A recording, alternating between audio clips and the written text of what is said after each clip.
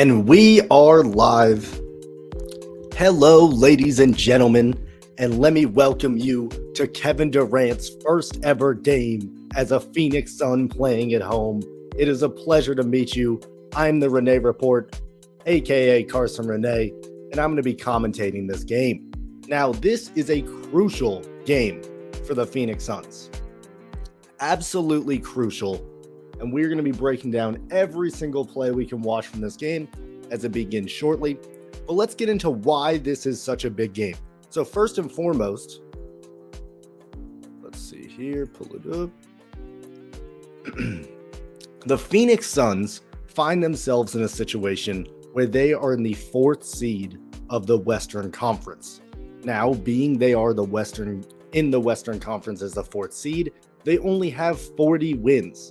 That's a lot of wins. It's a decent record, but because they lost Durant, they've been inconsistent. Due to this being the case, they have a lot of teams on their ass. That being the Clippers, the Warriors, and the Timberwolves, and the Pelicans. But with little games left, the Lakers and Thunder and the Mavericks are realistically not in their way. But they do have 3 or 4 teams contending to take that 4th spot from them. And in a playoff environment, this is a massive, massive difference for them on who they will play in the first round and what will end up happening with their aspirations of winning a championship. You don't trade Kevin Durant in the hopes of not winning an NBA championship. That is why you get in the dance. That's why you give up Cam Johnson, Mikal Bridges, and so on and so forth. So this is a very, very big game for the Phoenix Suns that we are expecting them to win.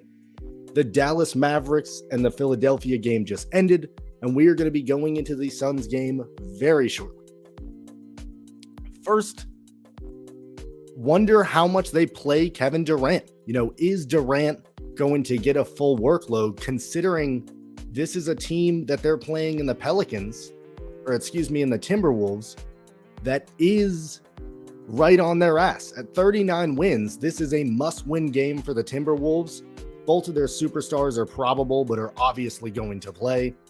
And, for the Phoenix Suns, do you risk keeping that seed? Is that more important to you? Or do you make sure that Kevin Durant is healthy?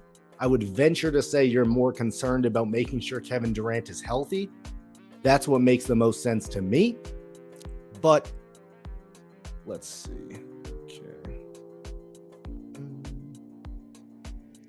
But the main thing here is how much is Kevin Durant going to play? Will the Phoenix Suns find themselves in a situation where at the end of the season, what's up, Frack? How's it going, baby? Good to have you in the stream, brother. Yeah, so the main thing here is the Phoenix Suns keeping their position at that 4th seed. This is a massive game for them. They understand the repercussions, and I'll assume they play Kevin Durant a good 34 minutes. 30 plus minutes in this game. I don't think they hold him back very much. I think they held him back for a few games extra to make sure if this situation arises that they can play him as much as humanly possible. But yeah, I'm really excited to get into this game and see how the Phoenix Suns come out.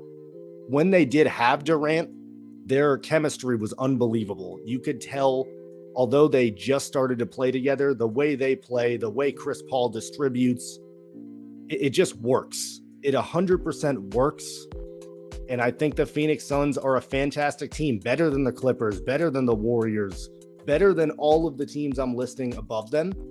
But at the end of the day, if they don't win that 4th seed and they find themselves falling down that ladder, I don't think it fucking matters. I don't think they make it through the West unless they hold this seed. I think this is one of the biggest games of their entire year. Right here, right now.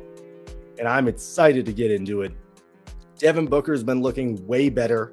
The Phoenix Suns have been needing a spark on offense, even though obviously Okogie has played out of his freaking mind. I'm interested to see how many shots Okogie's going to be able to get now that Durant is going to be in the game all the time, just hucking and chucking. Oh man, yeah, this game's about to start. Durant signing autographs left and right. There is 1,000 people surrounding this dude, and this game's about to begin. It is crazy to think this is Kevin Durant's first game as a Phoenix Sun. It's hard to comprehend that reality because Kevin Durant is just one of those guys that like he's always getting injured, and that feels like it could end up being the story, whether or not Phoenix Suns fans want to hear that or not. This could easily end up being the story of the Phoenix Suns. Are these guys all going to be healthy at the same time? It feels like no.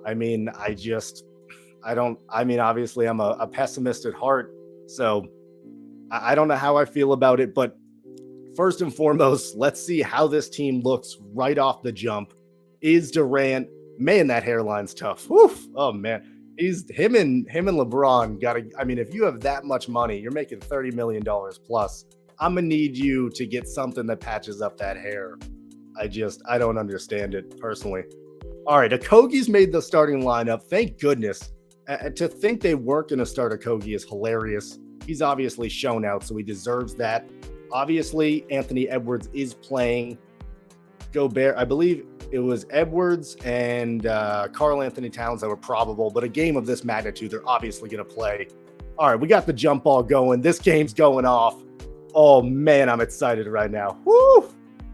All right, we got Devin Booker taking the ball up. CP3's going through the lane.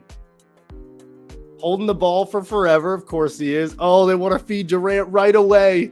Oh, he's going to the post. Anthony Edwards ain't got nothing. Oh, I don't know if that was an air ball, but that was not a good first shot. Oh, frack. That's rough, dude. I don't know. That's a tough start right there. All right. If I'm the Timberwolves, I want to apply pressure early. Karl Anthony Towns. Oh, yeah. If I'm the Timberwolves, this is an all or nothing situation. You're only one game back. All the pressure's on the Phoenix Suns. They're at home. They have to figure it out. And DeAndre Ayton with the yam. That was a beautiful pass by Devin Booker for a easy setup dunk. The only way that DeAndre Ayton scores is that little hesitation midi that he can't miss or easy dunks. And thankfully for him, he has good teammates that get him the ball all the time. Anthony Edwards giving the ball off. I believe that's Vanderbilt. No, they traded him. Gobert holding the ball way too low. Anthony Edwards, is he going to pull it? Nope. He's driving inside. And he makes a contested layup. That was a beautiful shot. Oh, this game's starting off with some fireworks. Good to see Chris Paul still bringing up the ball with someone as good as Durant. You just never know. Chris Paul aggressive early and misses an easy gimme layup. Kind of a mid-range layup shot there. Chris Paul's got to be knocking that down. Jake Frakwitz is not happy about that, or any Phoenix Suns fan for that matter. That might have been an and one on Edwards early in the game, so I wouldn't call it either, but I don't know. All right, let's see. I can't believe they have Mike Conley now. I guess without D'Angelo Russell, that makes sense, but Towns is forcing the shot. Yeah, that's not going to go in. Oh, man, the Timberwolves, I just don't think they're good enough to beat the Phoenix Suns. They're not going to be consistent offensively. Whereas if Phoenix can get it together, Devin Booker off the pick and roll, that's a midi. That's money. Woo! Yeah, if that's the Devin Booker we see tonight, it's going to be a long, long night for the Timber Puffs. Mike Conley's holding the ball way too long. Yeah, give that to Cat. Ends up with Anthony Edwards. This is going to be a pick and pop with Karl Anthony Towns. Let's see what he can do. He's holding that ball. Oh, that was ugly. And Okogie with the beautiful defense. He's running the lane. He's taking it all the way. Oh, beautiful dunk by Jeff Okogie right there. That is fantastic. Okogie brings energy. That was a beautiful defensive possession. To think he was like the 10th man on a Cavs team that was deep, but has such a big role on a potential championship team. Crazy. The Timberwolves look all over the place. They have no consistent offense. They're taking contested shots early in the shot clock. Can Phoenix take advantage? That's a Devin Booker midi. That's got to go down. There's no defense on him. Nobody's on his right shoulder. That has to go in. If I'm Phoenix, based on the Timberwolves shots, I'm taking this to their throat. Oh, that's a beautiful pass to Gobert from Anthony Edwards. Looked like he was going to take yet another contested, very questionable shot. And instead, we see a beautiful dish to Gobert, who again, unlike DeAndre Ayton, can't hit the mid-range. So all he can do is dunk. It's the only way offensively you need to guard him. It's pretty freaking simple. Devin Booker's being aggressive early. Oh, bad pass. Conley intercepts it. Are they going to run the fast break? He's got Karl Anthony Towns behind him. Oh, he holds it. Still 4-6 early in the game, and this is a mismatch. Karl Anthony Towns on Okogie. Okogie's tough, but he's not that tough. Double team comes to the corner. I don't know who that is. And he misses. Wow, the Timberwolves, they get the rebound, but they just look horrible. Karl Anthony Towns, as I say, it splashes a three and makes me look like an idiot. And the Minnesota Timberwolves are winning this game, I know, super early. But the fact they're leading this game is absurd because their shot selection tells me they should be down a good 8 points. Kevin Durant passes to Ayton. Oh, that's a beautiful hook shot right there. DeAndre Ayton is the key for this team. If they want to go to the next level, Durant's a given. That health has to be there. Chris Paul's health has to be there. Devin Booker has to be his true self. But DeAndre Ayton unlocking his full potential in this moment is the key. Karl Anthony Towns shoots another three, selfishly for no reason early in the shot clock. Chris Paul's bringing the ball up, looking for Durant. Is that a splash? Oh, he misses it barely. They get it back. Chris Paul's fighting. Okogie in the corner. That's his shot.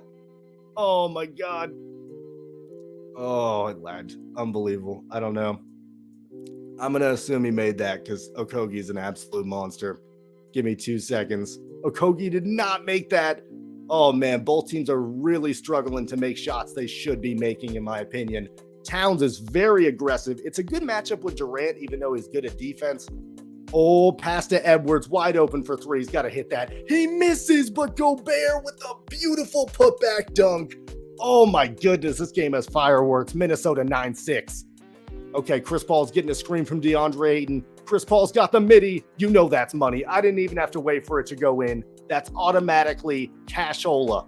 He is so fantastic in the mid-range. That little hesitation and step back mid-range will never miss. Towns on Okogie yet again. The double team has to constantly come, leaving a man on defense. Not good way to play. Edwards cannot make him pay, though. They're shooting a lot of contested threes, considering the Suns are double teaming. A very poor matchup on Karl Anthony Towns. Oh, Ayton misses a midi. You're not going to say that many times in your life. That's rough. Okay, here we go. Anthony Edwards taking the ball up. He has Durant on him. Karl Anthony Towns, that's too much space. That's too much space. That's cash. Didn't even have to think about it. That's auto-freaking-matic. You cannot, no matter how many threes he's already missed 3 threes. The game just freaking started. But you still can't be leaving Kevin Durant that wide open. It's not going to do. Looks like they took a timeout, and Phoenix does need it. Because, again, with the shot selection that the Timberwolves are displaying, they should be losing this game by 3 to 5 points easily. The fact that the Suns are down early, not a great sign. But, again, I don't think Kevin Durant has scored. He has not scored yet. So they're going to get going. They're going to have to start to find a way to get him involved without taking away other shots. Just seems like not a lot of ball movement on either side. The Suns definitely have more ball movement, but I'm not particularly impressed with how either one's starting. And again, as this game gets further into it, this is where a lot of pressure builds up for the Phoenix Suns. The Phoenix Suns are going to find themselves knowing, hey, this team's only 1 game back from us. There's only 3 days left in the season. We're not going to play them again. We need to hit it while we can. Now, with the Timberwolves shot selection, they don't have to worry about it. This isn't the game that I'm worried about them losing, but as we get further and further into this, maybe we get to halftime and they're only up a few points. Yeah, there could be a lot of pressure applied because Karl Anthony Towns and Anthony Edwards have the ability to just go nuclear. It's that simple. And can we really expect Durant to go nuclear in his very first game? I honestly highly doubt it. I just want to say I appreciate y'all listening. It's the first time I've ever done this, so I'm just gonna let it fly and do it as much as I can. This is gonna be a lot of fun and something that I'm looking forward to doing almost every single day and getting better and better at. So y'all's support means a lot. Little by little, I'm gonna make this happen and I'm gonna make this dream real. And it starts here. The question is, and I do want to check since we're in a commercial break, who is Phoenix going to play if it ended right now? Let's see. Oh, God. There we go. If it ended right now, let's see. So Phoenix is the 4 seed. So that would mean, sorry, my beat. So Phoenix is the 4 seed. So they would be going up against, so 1 goes against 8, 2 goes against 7, 3 goes against 6. Yeah, I should have known that. They're going to be playing the Clippers. Oh, man. I mean, talk about a series. The Clippers are just absolutely loaded with talent. So that's definitely worrisome. From my personal opinion, that is extremely worrisome. I think they beat the Clippers in that series, but that's not the team you want to be playing first round. And again, the Kings are so far ahead of them in these standings that they're not going to catch up to the Kings. I believe there's only 3 days left in the season. So they just want to hold on to this 4 spot. Man, but I guess out of any of these teams, you're not going to want to play the Clippers or the Warriors. So I don't know. I almost think there's a world. This kind of sounds crazy and kind of out of nowhere, but there could be a world you want to drop this game and you want to finagle away to play the Timberwolves. Now, you can't control the Timberwolves winning, so I understand that doesn't make a lot of sense. But out of all these teams, I definitely want to see the Timberwolves, if I'm the Suns, kind of climb the ladder a little bit, which sounds so counterintuitive, but you don't want to play the Warriors. You don't want to play Steph Curry. We saw what they did to our Boston Celtics. You don't want that smoke. That's a promise. So, okay, the game's back on, but yeah, you don't want that smoke. So if I'm them, there's a chance you might actually want to win this game, because if the Timberwolves find themselves up where you're playing, that could actually be really interesting. But let's get back into the game. My bad. Okay, somebody just hit a shot on Phoenix. Can't believe I missed that. Well done. Well done, son. Okay, let's get back into it. Who is that? That's not Napier, Jesus. Is that Mike Conley? Mike Conley shooting a 3. I mean, the Timberwolves shot selection is just absolutely lost. Gobert's driving and taking a hook shot.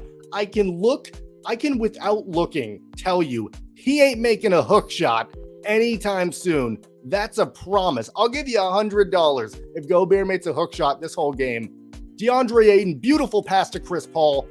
Their Timberwolves are actually playing pretty good defense. Devin Booker's going to have to make something happen here, and he splashes a 3. This is what we need to see from Devin Booker. Again, I haven't seen Durant score. I missed that one basket from the Suns, so maybe he did, but I want to see Kevin Durant get in this game and get constantly involved, because to me, they got to get him. Actually, he's out of the game entirely. Wow, so he got out of the game without even scoring. He makes a natural impact without even scoring the basketball. Oh, McDaniels with a free dunk. Whoo! I mean, that's just easy. Man, the inside, and that's where Ayton's weird. Ayton's a great blocker, but I'm not sure he's that much of a presence inside that I wouldn't want to go in. Like, I don't want to go in against Jaren Jackson or Robert Williams when he's right. Oh! Nasty layup by Devin Booker. He finishes on his left hand. I have no freaking clue how he just finished that layup. Very well contested. Mike Conley being aggressive. Oh my goodness. I don't even know who that is, but their post shots look horrible. Okogie with a dunk. Now Phoenix is starting to make their impact known. 21-16. Minnesota calls a timeout. They sure need it.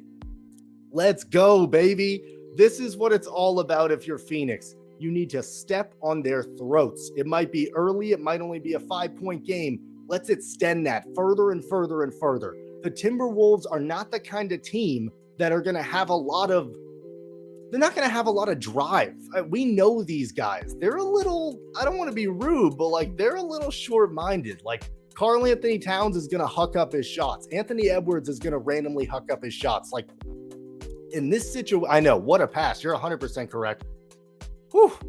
I must have, yeah. I mean, I cannot believe Devin Booker is starting to turn it around. At one point, he looked really inconsistent, and I was worried he could be the demise of the Phoenix Suns. But when you're a shooter, you just got to get out of slumps by shooting and continuously own the offense. And the good news about Durant being out is I think it actually helped the Phoenix Suns. it didn't help them in seeding. You would like them to be able to be fighting for that third spot with the Sacramento Kings. But knowing your position now, knowing you were going to have to fight for it, maybe it's a good thing because Josh Okogie gets that experience. He gets all these minutes, and all of a sudden Josh Okogie finds himself in a situation where he solidifies himself for this team. You know, Devin Booker, coming off of an injury, doesn't need to figure out how to work with Kevin Durant right away and how to make this magic happen. He gets to kind of work through his flow of not quite being right, just missing shots he would never be missing, and run the offense when Chris Paul isn't. And that allowed him to kind of be right. So I think Devin Booker's starting to fire on all cylinders. You know, DeAndre Ayton is obviously the guy you're just never going to know. You're going to worry about till the very end, and you're going to question his toughness until you see it in a 7-game playoff series heading to the NBA Finals.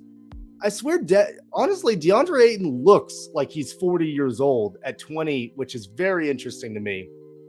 Just one of those things. I'm excited to get back into this game, though, because if I'm the Timberwolves, this is where it kind of, exactly. Monty, I think you're exactly right. That's a great point. How do you fit in these other guys?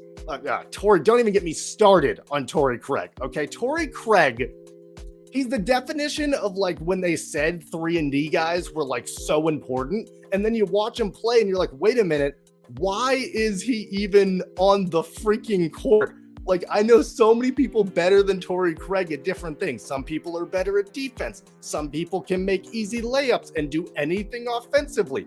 Like, I don't get it. You're 100% right, though, Frack. It's about Terrence Ross. He, off the bench, is going to be the key for them. He's going to be the key for them as far as they need someone off the bench when one of their guys isn't going to be right. Trust me, as a Celtics fan, we've seen plenty of Tatum not being right or Jaylen Brown, and they swap off nights.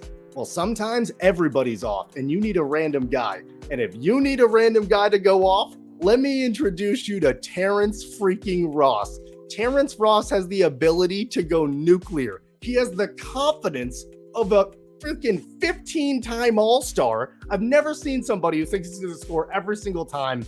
We're back. Oh! DeAndre Ayton with a nasty rejection. That's a bad man. Karl Anthony Towns is fogging threes. I don't know what he is doing. He might shoot again.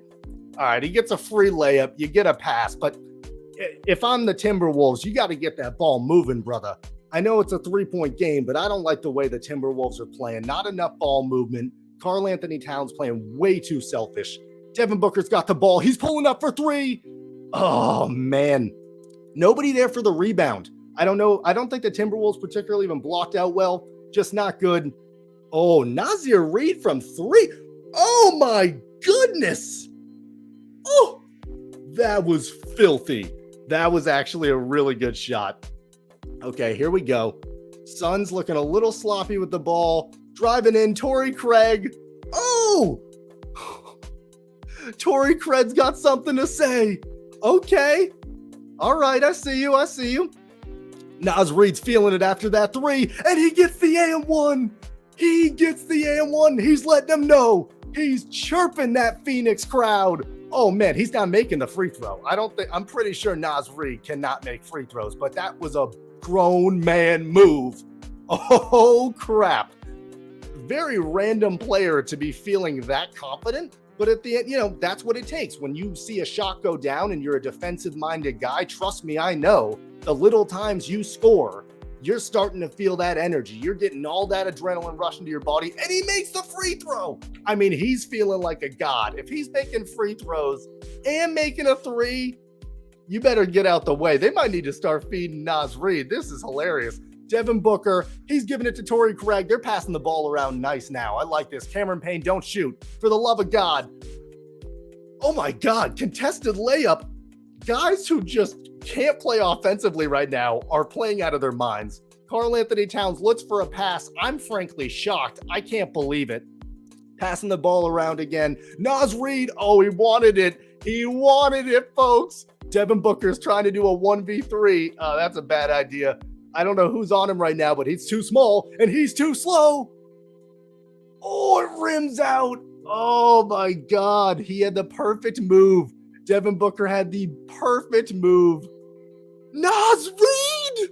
Nas Reed with the rebound! Oh my God, if he scored that bucket, I would have went insane. Suns in transition, they can't make any shots right now. They finally get a rebound, and of course, it's Bismack Biyombo, aka Mr. Rebound. Devin Booker takes it out. He's like, give me a second. Let's run a set play. Oh, fuck it. I'm going isolation. Pull up midi. Oh my God. The Phoenix Suns cannot buy a basket right now.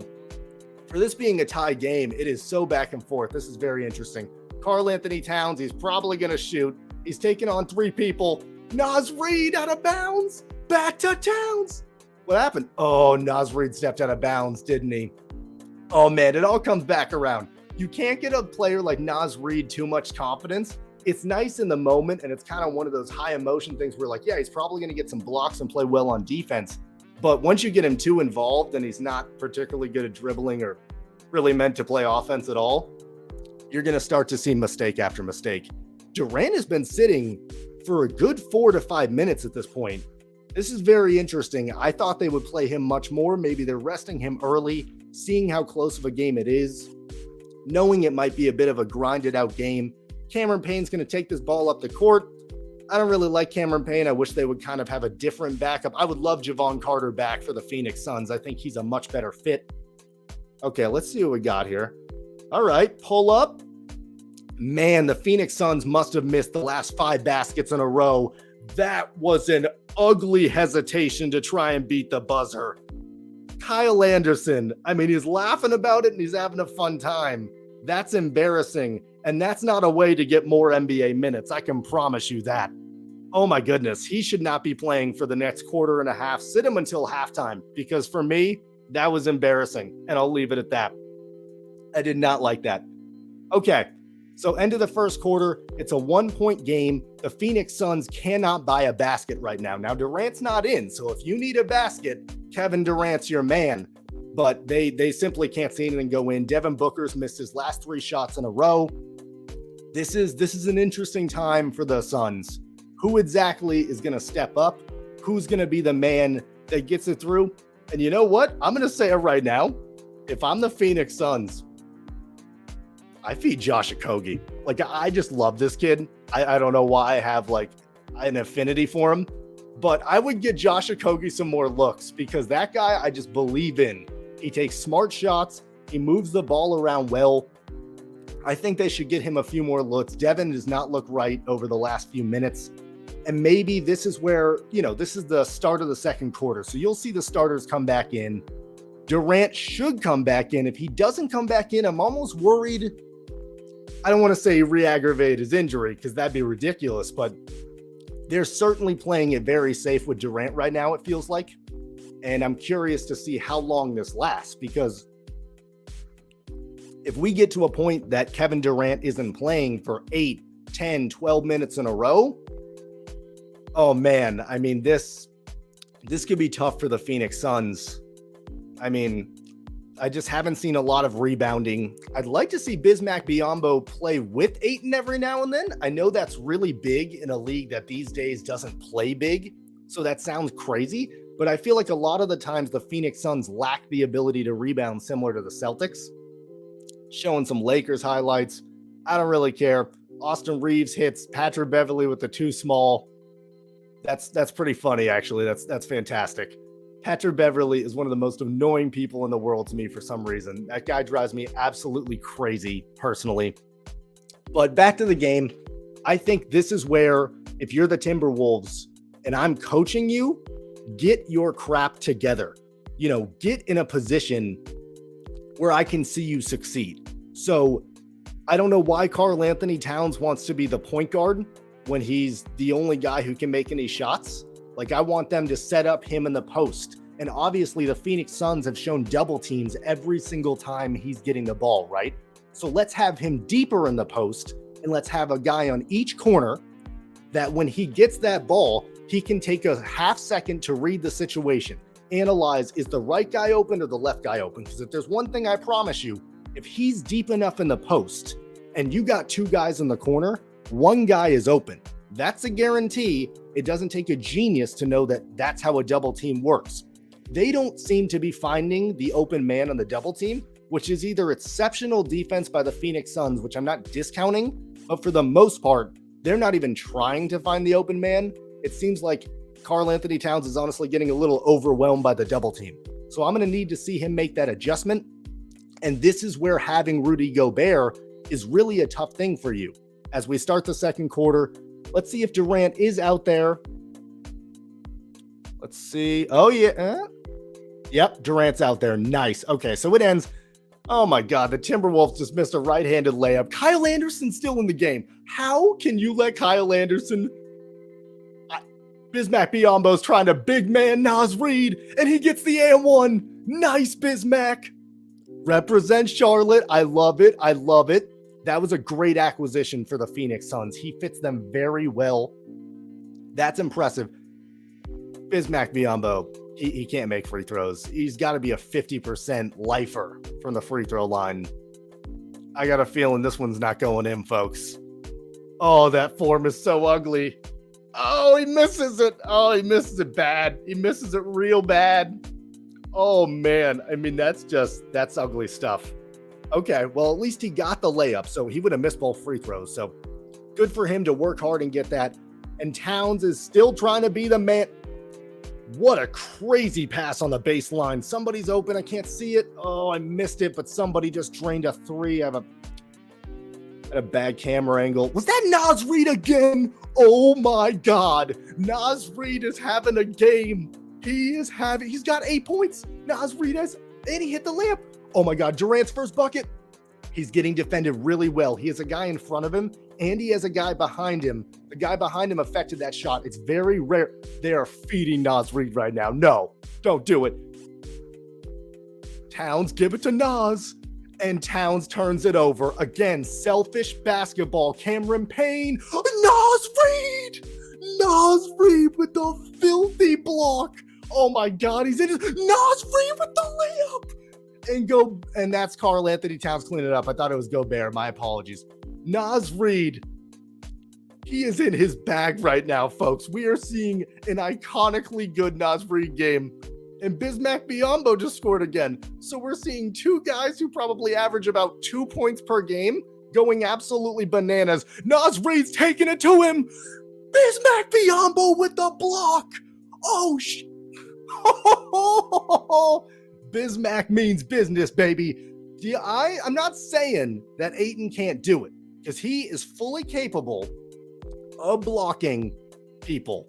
But the way Bismack just did it was way more aggressive and impressive. Towns, you're not going to take another shot. No, you're double team. Bring it over. Naz Reid for three.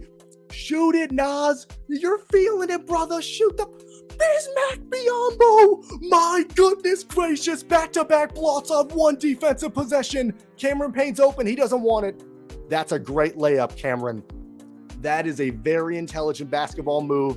He knows he can't hit that three. He doesn't have it in him. He doesn't have that dog. So he takes the layup. Karl Anthony Towns, he's driving. He hits the shooter. Oh my God.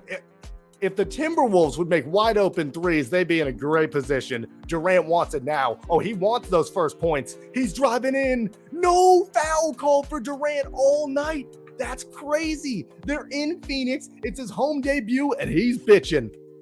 Excuse my language, but he's doing what he's doing. He's starting to get frustrated. The Timberwolves are playing oddly good defense. It's kind of hard for me to process live. And Durant wants it. He's got the pull up. He can't make a shot. Kevin Durant cannot make a single jumper in this game. He must be 0 of 6. He must be 0 of 5 or 0 of 6. And Towns wants to shoot again. This freaking guy, man. He draws a foul, but he misses a layup he clearly should have made. I don't want to hear it. Unbelievable. Oh my God. I mean, if Towns would not get in their way, I think they could be doing great in this game. Now, they're right in it. They're doing fine. I think a lot of that has to do with Naz Reid, which is a hilarious statement to say. Wow. So far, it's been the Naz Reid game. Bismack Biyombo had 2 blocks on 1 possession, and Karl Anthony Towns is a selfish SOB. So I guess the last one, nothing changed, but everything else is wild. Karl Anthony Towns, brother, I will say, I'm glad they traded D'Angelo Russell. He fits better on the Lakers, but they need a point guard. You can tell he does not respect someone enough to take that ball from him. And all of a sudden, he's taking too much responsibility. He's bringing the ball up the court.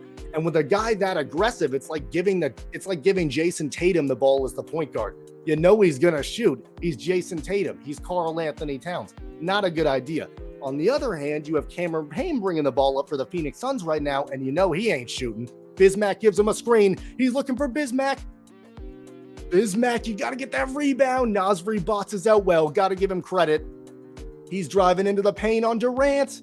Man, the Timberwolves have missed at least a few easy layups. Cameron Payne, very hesitant with the ball. Torrey Craig shoots a three that, he just has no business shooting. Absolutely none, nada, should not be taking it. Pass it up, son. And we have an offensive foul on a Karl Anthony Towns screen. He is single-handedly affecting the Timberwolves' ability to be able to win this game. As the best player, his plus-minus has to be crap right now, and it's absolutely embarrassing. I know, it seems like I have a personal vendetta against him. The reality is, from the game I'm watching, it's just not very impressive. Wow. Whew. I mean, this is an intense game. 31-31, 8:22 left in the second quarter. And we got Torrey Craig handling the ball. Thank God Durant takes it. He really wants to score his first points of the game. Same exact fadeaway. Other side, he can't make a shot, ladies and gentlemen. This is unbelievable. Anthony Edwards for three. Bang! That was a nice shot. Open, confident, and he got it for the dagger. If you're Durant, I want to pull up three. The pull-up midi is not working for you right now. You're fading away from defenders who are taking you too seriously. Chris Paul, that's too much space. Yep. That's too much space on Chris Paul. That's disrespectful. There's no reason for that behavior. You got to be tighter on him. Did a nice little hesitation move, but he's 36 years old. I think I could stay in front of Chris Paul at this point. I don't know. Anthony Edwards is feeling it. Oh, Edwards is feeling it. He's starting to heat up. He had a nice mid-range shot. He fakes it once, sees the defender go by, thinks about it again, and after like the third pump fake, hits a nice off-the-glass shot. And now Chris Paul's trying to be aggressive. He gets to the foul line. That should be free throws. And this is what a veteran does. He senses that they're starting to lose their form a little bit offensively. He isn't controlling every single possession because Durant obviously is going to take a lot of the hold of that. So he takes the charge and kind of drives into the basket, understanding, hey, I'm probably not going to make this layup, but I'm very small, and the odds of me being fouled are very high. That's a high intellect play, and that's what Chris Paul does. Got to respect that. Chris Paul makes the first one, and Josh Okogie's back, baby. We got the man, the myth, the legend. Oh, Terrence Ross is in. You know Frakowitz is excited, or all Suns fans for that matter. Whew. Okay, he's about to make this free throw. Chris Paul doesn't miss. 36-35, Phoenix Suns, 7 minutes and 20 seconds left. And Mike Conley and the starters are back, but it appears Naz Reid wants that ball. Man, give Naz Reid the ball again in the corner. I'm going to freak out. Okay, Mike Conley over dribbling. Naz Reid's kind of open, but Edwards is really feeling it, and he goes in for a right-handed layup with two defenders. Not a good idea. Terrence Ross, you know he wants to shoot. He gets the ball right away, and he drives into three guys. There's no reason to drive into three guys right there.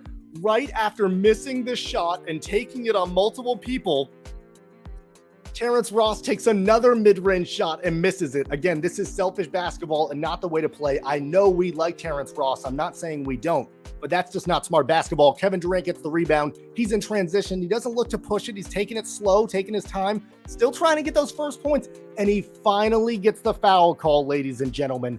Kevin Durant will finally, at the 6-minute mark of the second quarter, be scoring his first points for the Phoenix Suns since being traded at home.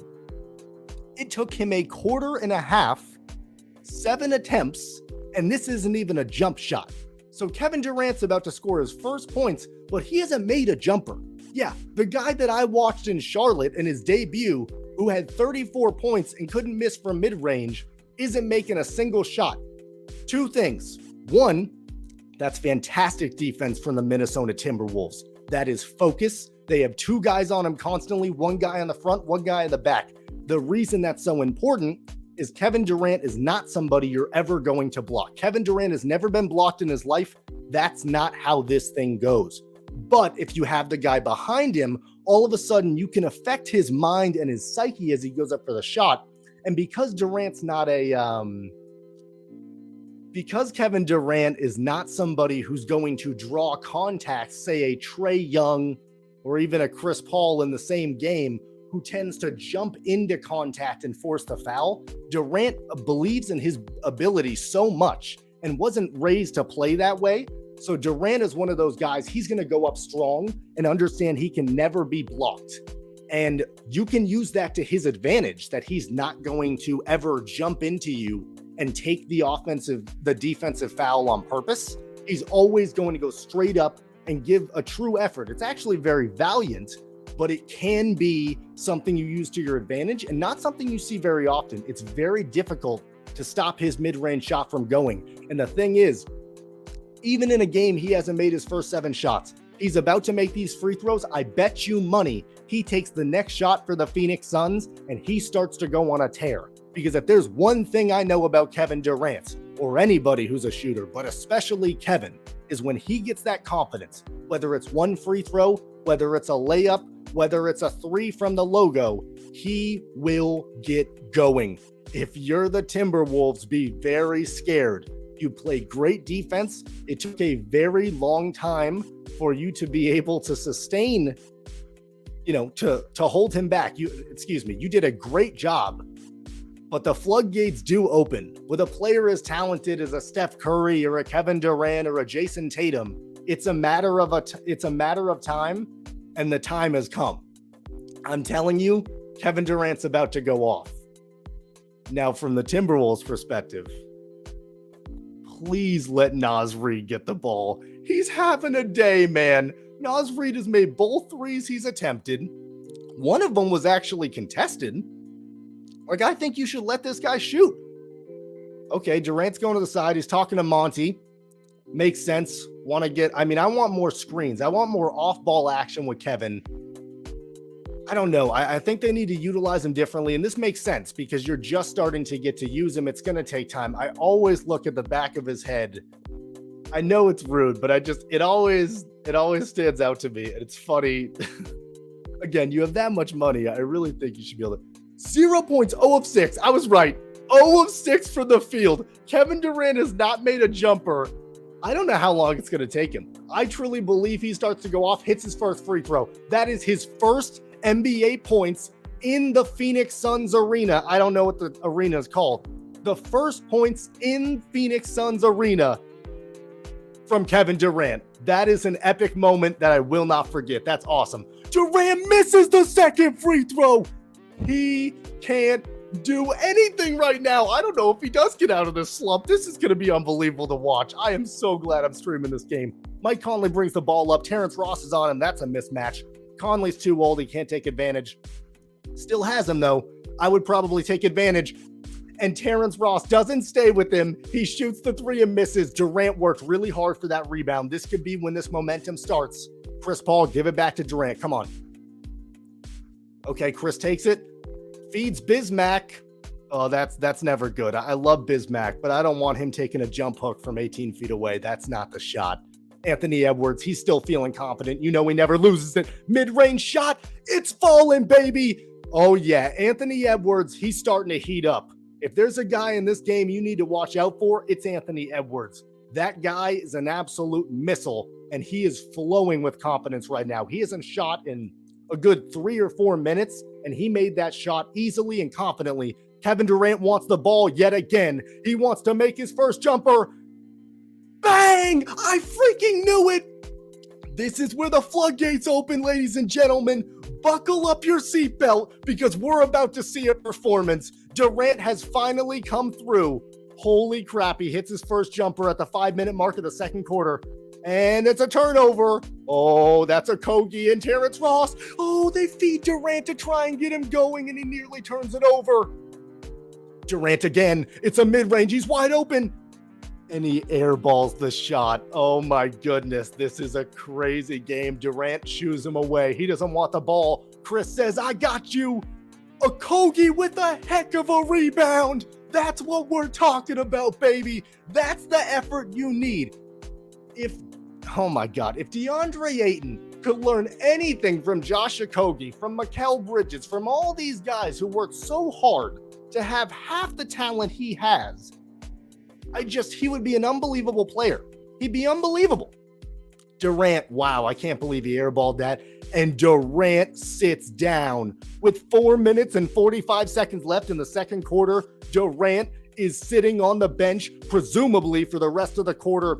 Devin Booker just tried to draw an egregious foul. There's no way the ref would ever call that. At home, I don't care if you're in your family's quinceañera, you ain't getting that foul call. It ain't happening. Anthony Edwards, the ball got stopped. There was a common foul. He shot a three from nearly the logo and cashed it. I'm telling you, Anthony Edwards is feeling it right now. Kevin Durant is putting on his warm-up t-shirt. He's not coming back in the first half, ladies and gentlemen. He's going to end the first half 1 of 7 from the field, or 2 of 7 from the field, and 4 points. Let's digest that for a second. And if you're the Phoenix Suns, you're still in this game, which is really impressive. Anthony Edwards forces a shot. Great defense. I don't know by who. Josh Okogie misses a layup. And that's a beautiful, beautiful putback layup by, I'm not quite sure who that is, to be honest with you. That's TJ Warren. My apologies. Wow. Okay. Mike Conley's taking the ball. 4 minutes left in the second quarter. We're nearly at the first half. Mike Conley with a beautiful move through the legs, gets through 2 people, and feeds Rudy Gobert for a nice alley-oop that, of course, Rudy Gobert can't finish. A guy gets traded for 4 first-round picks, and he can't finish a freaking layup. Oh, my God. He drives me crazy, man. Whew, yeah, that was Josh Okogie. That's who played that great defense. Of course it was Josh Okogie who played that freaking defense on Anthony Edwards. If there's one man you don't want to go up against on this Phoenix Suns team, it was Mikal Bridges. It is now Josh Okogie. It is Josh Okogie season, baby. Wow. I'm having a hard time processing what I am seeing from Kevin Durant. I know he's rusty. I know he's been injured for a minute. So this is all par for the course. We saw this with Devin Booker. We see this with players this talented. It's not to say it's any problem, but this is a game you need to win. Rudy Gobert misses his free throw. Of course, you can't count on this dude to do anything. 40 points for Phoenix, 39 points for the Minnesota Timberwolves in 3 minutes and 45 seconds left in the second. Chris Paul gets a screen, takes it himself. Okogie gets it back. Now Okogie gives a screen for Chris Paul. Okogie mid-range. Does he want it? No, he doesn't want Karl Anthony Towns. That'd be ridiculous. Another screen for Chris Paul in a deep three. I love Chris Paul. If there's one thing he can't do is hit deep threes. At this point, his legs just don't have that same power in them, and he just can't hit those shots. Karl Anthony Towns gets the ball for the first time in forever, and what's the first thing he does? Oh yeah, he throws up a contested shot, because of course he does. Oh my God, he drives me crazy. Chris Paul drives into the lane, looks for a teammate, and finds that midi. That's always money, baby. Oh my goodness. He looks for a teammate. He's waiting for the trailing man. He wonders if it'll be there, and he says, oh my goodness, they left me wide open from my spot. Of course he's going to shoot it. Karl Anthony Towns, do not shoot this ball again. Don't do it. Karl, he makes it, but it's the way he's so selfish. The offense can't get in a flow. They can't find themselves. It's not fair to them. Devin Booker, beautiful mid-range, kind of a nice driving, we'll say a driving floater, get him back in rhythm. Nice to see TJ Warren getting some minutes. I'd like to see Terrence Ross get back in there after a pretty weird performance, honestly. I'm not sure this is the matchup for Terrence Ross. I think he's a fantastic player, but I do wonder, with his lack of size and ability to play defense, how physical Anthony Edwards can be. If I'm the Timberwolves, I switch on to Terrence Ross every single time with Mike Conley or Anthony Edwards and take advantage of that consistently. I mean, all the time. Very interesting. I just want to say yet again, thank you for listening. for going through. I am 50 minutes into the first time I have ever commentated a game live while doing video.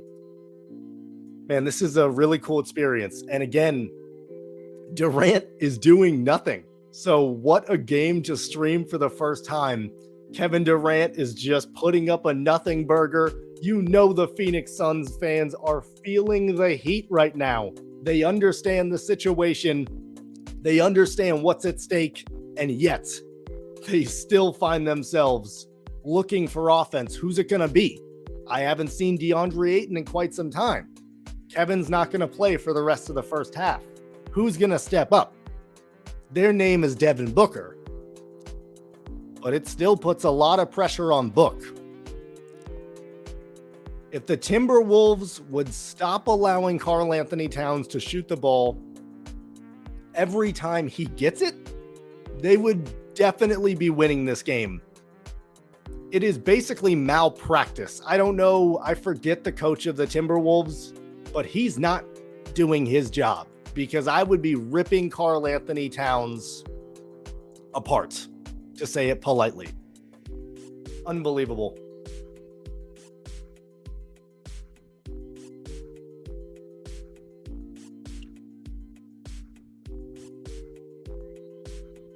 Very interesting game, though. I don't see either team having a particular advantage on the rebounding front. The Timberwolves have made almost no wide open threes other than Naz Reid and Anthony Edwards, which one of those is to be expected. The Phoenix Suns don't seem to be taking many threes, which is odd. Usually they find a lot of open shooters. It seems a little bit of the same situation with Karl Anthony Towns, where they're trying to get Kevin Durant going. They understand that is the drink that makes them flow, but I don't think it's the correct situation right now. He doesn't seem to have it. Although I thought he was about to go off, I never see Kevin airball shots. It seems like a bad sign. For whatever reason, I think he might just not have it tonight. And there's still a lot of game left. I'm sure he'll find his place, but it might get in the way of the Phoenix Suns. Again, the later this game goes, right now it is a 1-point game, I believe. They are both right in this contest. Okay, 44 points Phoenix, 41 points Minnesota, 2 minutes and 30 seconds left in the second. Still very close. Karl Anthony Towns, he's starting to feel it. I know I crapped all over him, but when you shoot 37 times, sometimes you do find the bottom of the net. Karl Anthony Towns ties this game 44-44. Chris Paul's going to go up the court. There's a call being played. Oh, yeah, nice. DeAndre Ayton misses a right-handed layup, but it was a beautiful play call that got a really nice open shot. Oh, Gobert was wide open. He didn't see him. Karl Anthony Towns feeling confident from three. He bangs another one. Karl Anthony Towns absolutely crushing it right now. No matter how much I don't like him and I don't like his shot selection, when that boy gets hot, just like Devin Booker, he's a problem. Okay, D-Book's trying to answer. That's a mid-range. He's wide open. He's got to make that. Devin Booker misses a wide open mid-range. This spells trouble. This could be a Minnesota run. Karl Anthony Towns, of course he's going to shoot. He passes for the first time in his entire life. In the first time in the entire game he passes, when he beats his man and has scored 2 3-pointers in a row. Are you kidding me? When I think he's going to pass, he shoots. When I think he's going to shoot, he always shoots. Oh my God. There was a foul called. He wasn't in the act of shooting. I don't want this to be free throws. I don't have the volume on because I'm obviously trying to commentate this, but okay. Ball's out of bounds. That's the right call. They're going to feed Towns. They're going to get this guy the ball. That was an offensive foul. Great call. He pushes off right there on a smaller man. There's no reason Karl Anthony Towns should be pushing off. Chris Paul looking for the three. Don't take it, brother. Look for some open shooter. You got to get Devin Booker involved or Ayton. Ayton on a screen. Doesn't seem to be working. Chris Paul takes a three. That's not the shot they wanted. That's not the shot they needed. It's just not it. Timberwolves have transition. Karl Anthony Towns actually passes unbelievably. Oh my God, I don't know who that was, but he just passed into 3 defenders. Gobert's tall at 7'3", but you don't pass into 3 defenders. Josh Okogie from the corner, bang! Josh Okogie is the answer. Everybody else is letting you down. Durant looks miserable. He has a towel over his head. He has the warm-up gear on. Kevin Durant does not look like he's happy in his home debut. He's going into halftime feeling some type of way. Okay, let's see if he can make up for that egregious pass. Is that Kyle Anderson still? That's who I kept not knowing who it was. Kyle Anderson does hit a nice floater. The one nice thing he's done all game. Chris Paul's bringing the ball up. Again, Durant still looking miserable in the corner, looking on as his team is only down 2 points in a crucial game. And of course, he's selfish. Whew. Oh, man. Torrey Craig going at it. Chris Paul to DeAndre Ayton. Oh, nice. Booker's fighting for it. He might get selfish here. Nope, pulls it out. That's smart. There's 1 shot left in the half. What's going to happen here? 7 seconds, 6 seconds. He's driving in. There's a foul called. Are they in the bonus? They are. Interesting. They do give points to the Phoenix Sun. This game's going to be tied. Devin Booker never misses free throws.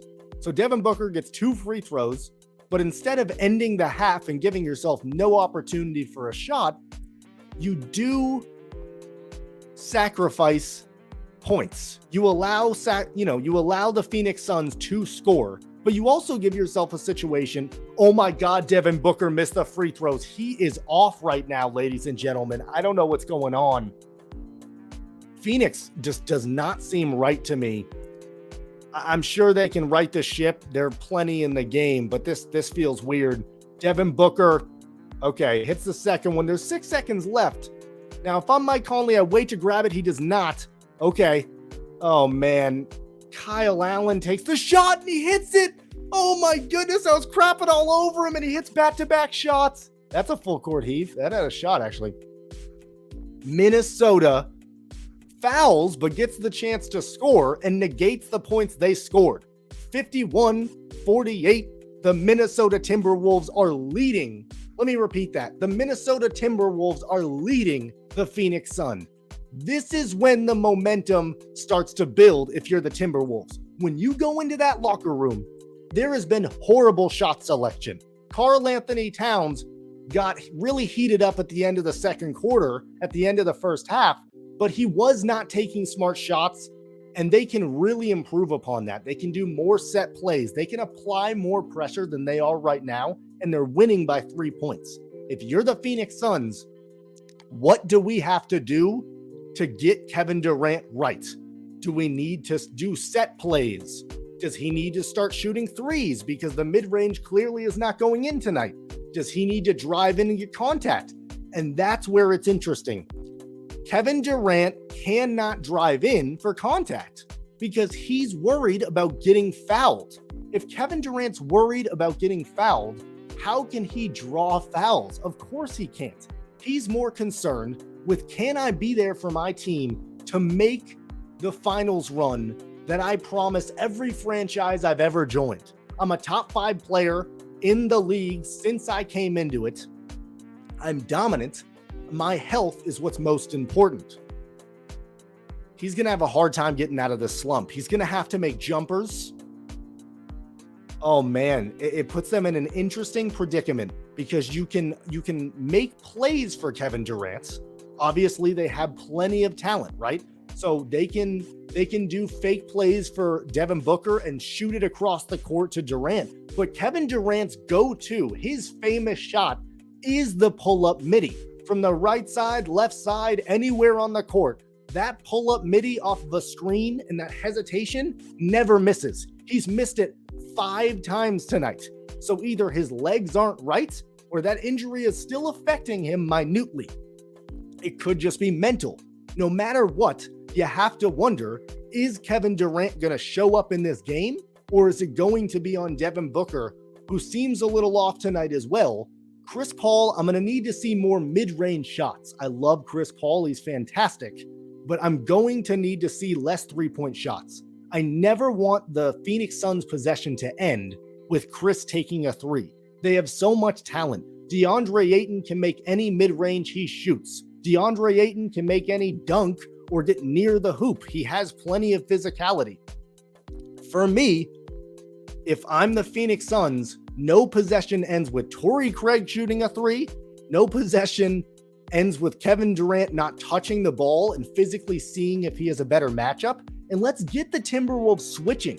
Let's see if we can get, say, Mike Conley on Kevin Durant, because I can promise you Kevin Durant can score on Mike Conley in his sleep. He can do it easily. Subjectively speaking, nobody on the Timberwolves can defend him, but especially not Mike Conley. So I'm going to need to see a lot more screens and potentially allow some variability there. Chris Paul is a fantastic point guard. He deserves to distribute. He's done everything to earn it. But in this situation, we need to get Kevin heating up. And the way to do that is to allow him to play point guard and to be the facilitator. I'm interested to see if they're willing to do so.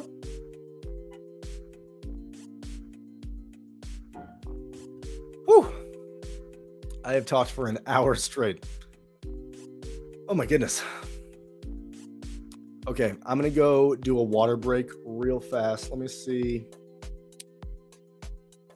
I'm just going to give a 30-second counter and just give it 2 seconds. I appreciate y'all for listening. I know a lot of talking, a lot of commentary, but I'm having a great time and this is awesome. So I really appreciate it. I'll be right back. Give me a good 20 seconds.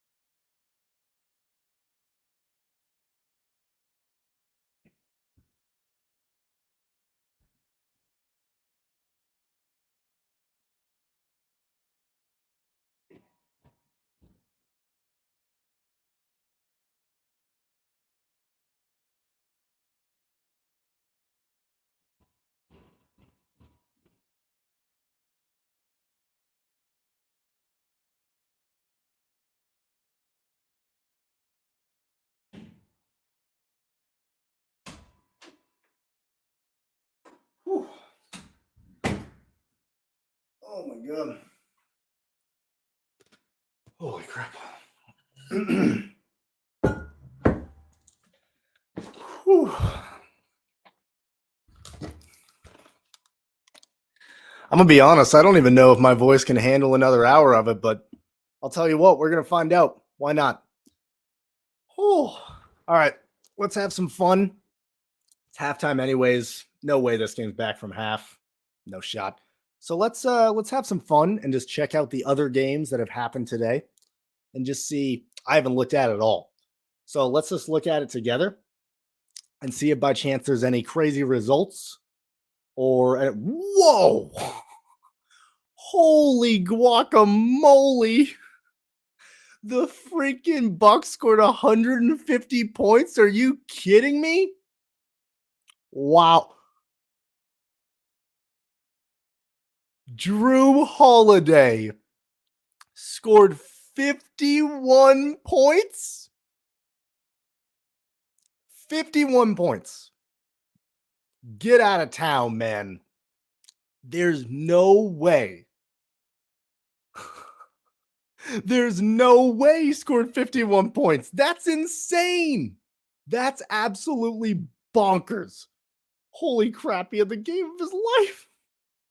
I mean, if there's a team to do it against, you know the Pacers don't have any defense. You know they don't have anything left to play for. I guess that's the team it would happen, but that's exactly why I want to check these games out because you never know whose night it's going to be.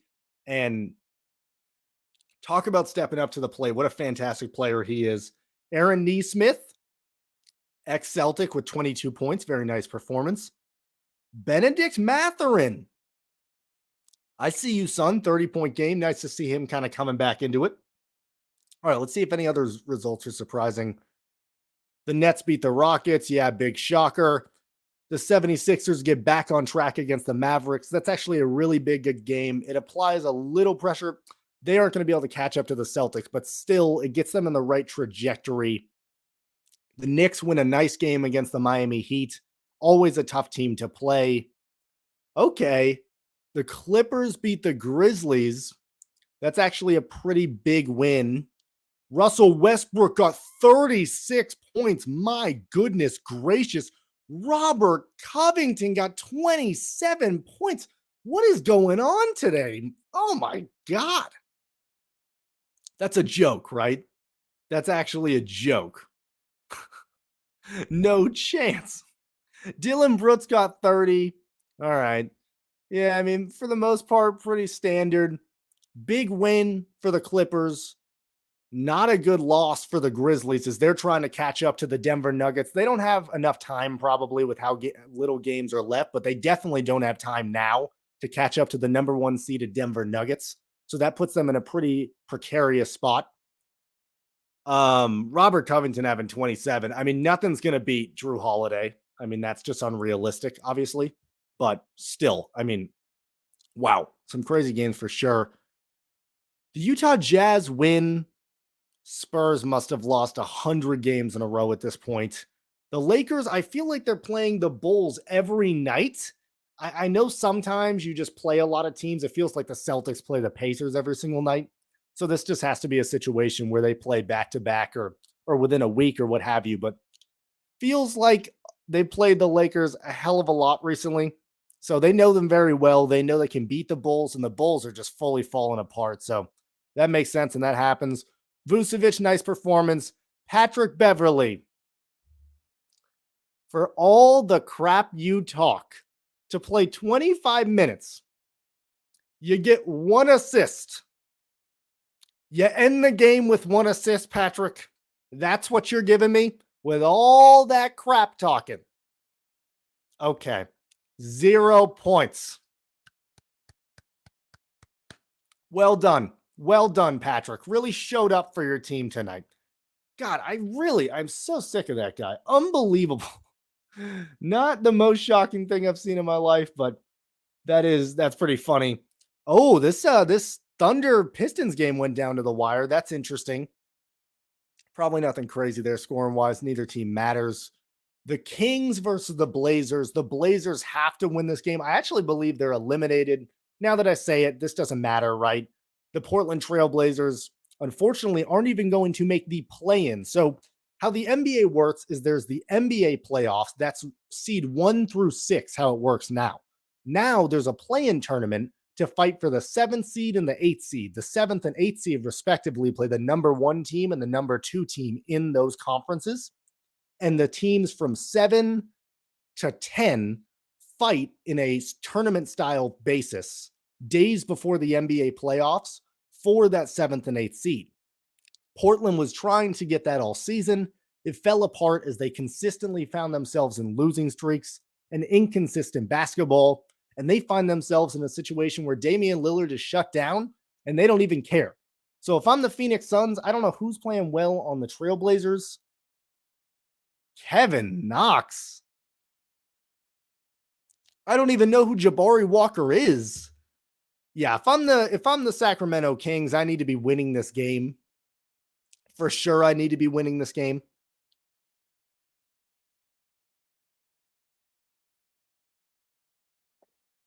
Man, I still can't get over the Drew Holiday thing. Great player, but that's a lot of points, man. We're going to start to be getting pretty close to the second half of this game. So again, the keys for me on both sides is if I'm the Phoenix Suns, you want, let's see, stop screen. Okay. Second half notes real quick for both teams. If I'm the Phoenix Suns, I think it's very clear. You're lucky to be in this game. Like Durant's just coming back. The Timberwolves are not a particularly good team, so it's logical. It makes sense. But you need to start playing a little better. You need to start taking really smart shots and making the Timberwolves pay for the mistakes they're making. The Timberwolves will be the Timberwolves. Their identity is all over the place. Their leader is selfish, and Anthony Edwards can sometimes be quiet, even though he is unbelievably talented. They don't have a point guard. Naz Reid is naturally going to cool off. This is a game you need to win. You just saw the Clippers win tonight. You're going to get that memo from one of the press release people on your team at halftime. You know the Clippers won this game. You know what that means. You know this applies pressure. The Lakers also won. You want to put yourselves in a situation to hold that fourth seed. The whole goal for the next 3 or 4 days is we need to hold our position. If that's the case, right now, that goes through the Minnesota Timberwolves. Whew. And Minnesota's showing the ability, they're not just going to go away. They're not a team that can't offensively handle you. They can put up as many points as you can put up, especially if Kevin's going to have one of those games, because he only shot 6 times in the first half, 7 times. That's not going to happen in the second half. I can promise you he will continue to shoot. He will continue to see if he has it. He might be smart enough to know this is his first night back. Do I need to force it? Do I need to get in the team's way? Maybe. He could also huck up a bunch of shots, continue to miss, and you find yourself in a situation where a lot of your possessions are ending not in points. And from what I've seen, you're not getting rebounds. Rudy Gobert is, offensively speaking, not good. But when it comes to rebounding, he is 7.5, right? Let's be clear here. We know they're going to have a hard time rebounding. So your shots need to be smart. You need to assess if Kevin Durant is going to turn this around quickly. As the second half's about to start, let's go, baby. Perfect timing. Heck yeah. All right. Let's see what adjustments both teams make. The Timberwolves are going to start with the ball here. Very interesting. Okay, so the Timberwolves are starting with the ball. Anthony Edwards going to pull up from mid-range right as the game starts. Probably not the shot. Oh my God, Devin Booker is way too lackadaisical with the ball, and Anthony Edwards steals it and drives it with so much confidence on 2 guys, including Devin Booker, who he just stole the ball from. That is very impressive. Let me put this music back on.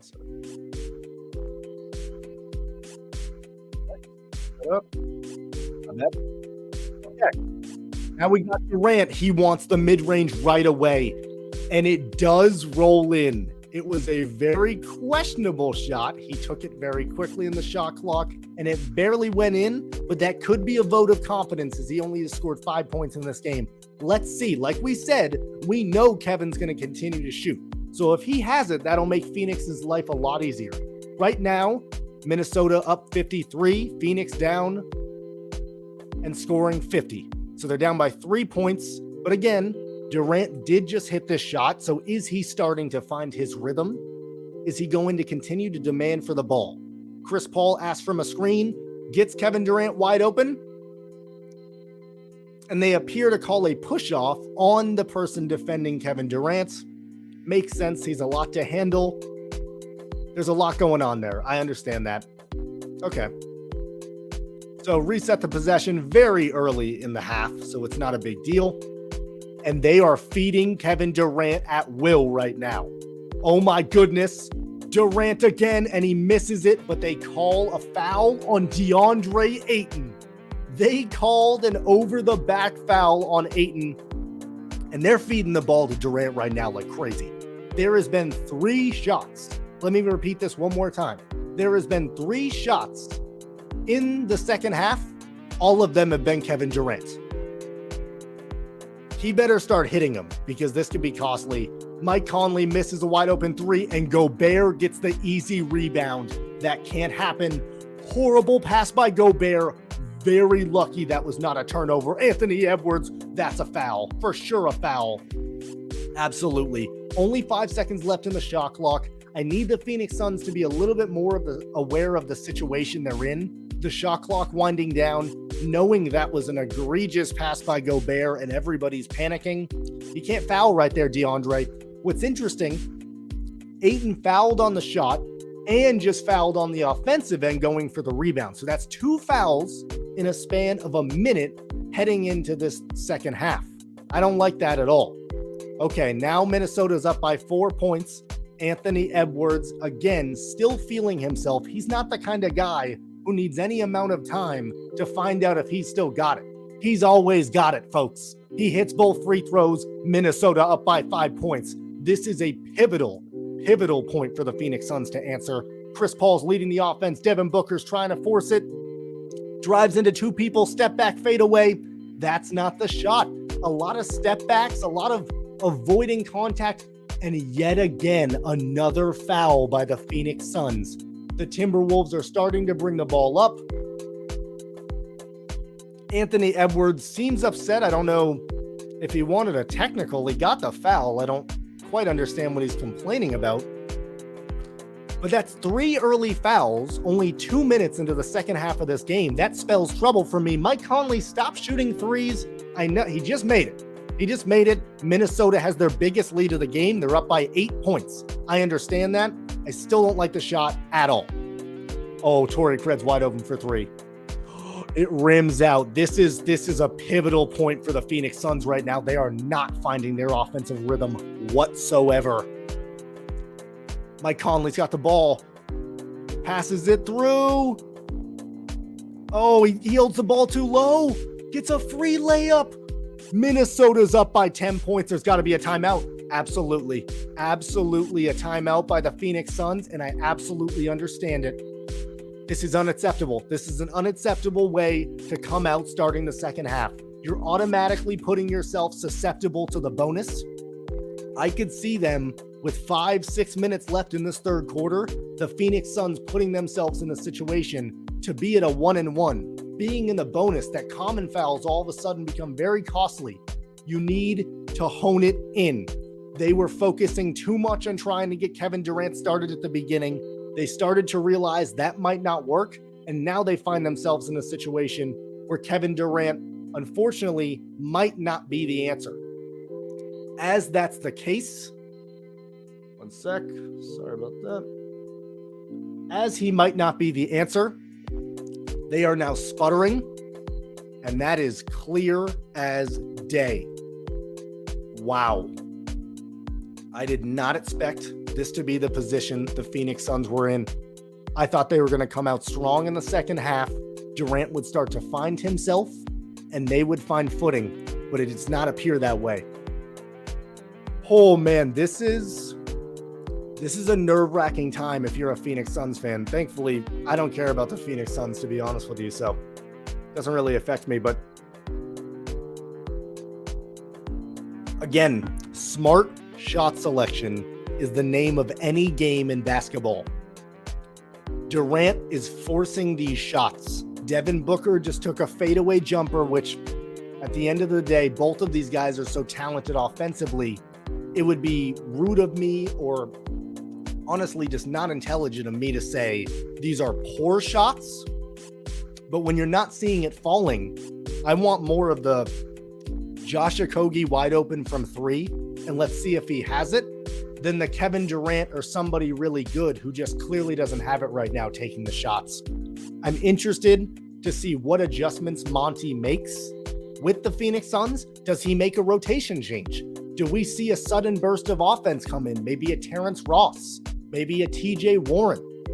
Could we see DeAndre Ayton potentially not be able to be in this game because they're worried about foul trouble? And that would put them at an even bigger disadvantage from a rebounding standpoint. Maybe not, because Bismack's a better rebounder, but from an offensive standpoint, that would put them a lot more susceptible, because you can switch on Bismack Biyombo and allow so much space. You understand he has no ability, unless he's about 4 feet away from the basket to score. So it's a whole different issue on the offensive end. You're answering one end, but you're still avoiding the other. And that's where a role player is so hard, because they're a half answer. You know, if you put me in a game as a player offensively, you're at a loss, and that's Bismack. Okay, still same lineup, no difference. Monty believes in this team. He knows they can overcome it. Chris Paul feeds DeAndre Ayton, takes a contested jumper, and that's a fantastic shot. That's a one-on-one look against one of the best defenders in the league in Rudy Gobert, and DeAndre Ayton takes a tough shot and makes it. 8-point game, Minnesota 60, Phoenix 52. Karl Anthony Towns, you know he's shooting. Oh my God, he airballed it. It might have hit the rim a little bit, but it was ugly. Yeah, you can walk away like you didn't do anything, but I knew you were shooting the second you got the ball, brother. Okay, Durant's feeling it. He still has his feet.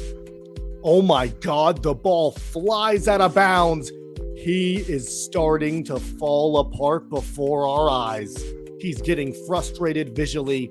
His body language is not what I want it to be. You might have to sit Kevin Durant again. I can't believe this is an actual conversation. My goodness gracious. Anthony Edwards comes off the screen. He wants the midi, but he's not going to force it. That's very nice. I like that. Now this is over dribbling. Oh my God, a horrible mid-range shot. I know Chris Paul's small, but still, Devin Booker forces it into the rim and gets a nice foul call. This is one of the solutions. If you cannot make a jumper, if your guys aren't showing up, you know you're at home. You know that whistle is going in your direction, in your favor. Start drawing fouls. Start limiting the amount of rebounds they can get, the amount of fast breaks they can get. This is crucial. Devin Booker's got to hit these free throws. Hits the first one, it's cash. No problem. Phoenix 53, Minnesota 60. We have a game. 8 minutes left in the third quarter, 4 minutes in. I am absolutely disappointed by the Phoenix Suns right now, but they can turn this around in a second. Monty seems a little happier. I think they've made some adjustments and are starting to make a few strides. Okay, Mike Conley brings up the ball. They don't ask for a lot of screens. Anthony Edwards, Karl Anthony Towns, here we go again. Oh, goodness. Anthony Edwards fakes the three-point shot, takes a very contested mid-range, and it don't matter. Anthony Edwards is a bad man. Oh, my goodness. He still holds the exact same amount of confidence, regardless how long he goes without shooting. Durant takes a very contested mid-range and yet again misses the jumper. He is absolutely killing the Phoenix Suns right now with his shot selection. And this is beautiful defense by the Minnesota Timberwolves. They have two men on him constantly. I could not be more impressed with the with the Minnesota Timberwolves defense on Kevin Durant. And like we said, he's not going to stop shooting. Whether it's ego, whatever you want to call it, he's continuing to shoot, and it's costing him. Mike Conley, a horrible pass. He gets very lucky. Chris Paul is reaching. That's very dangerous. Rudy Gobert, Anthony Edwards for three. Barely rims out. That was very dangerous.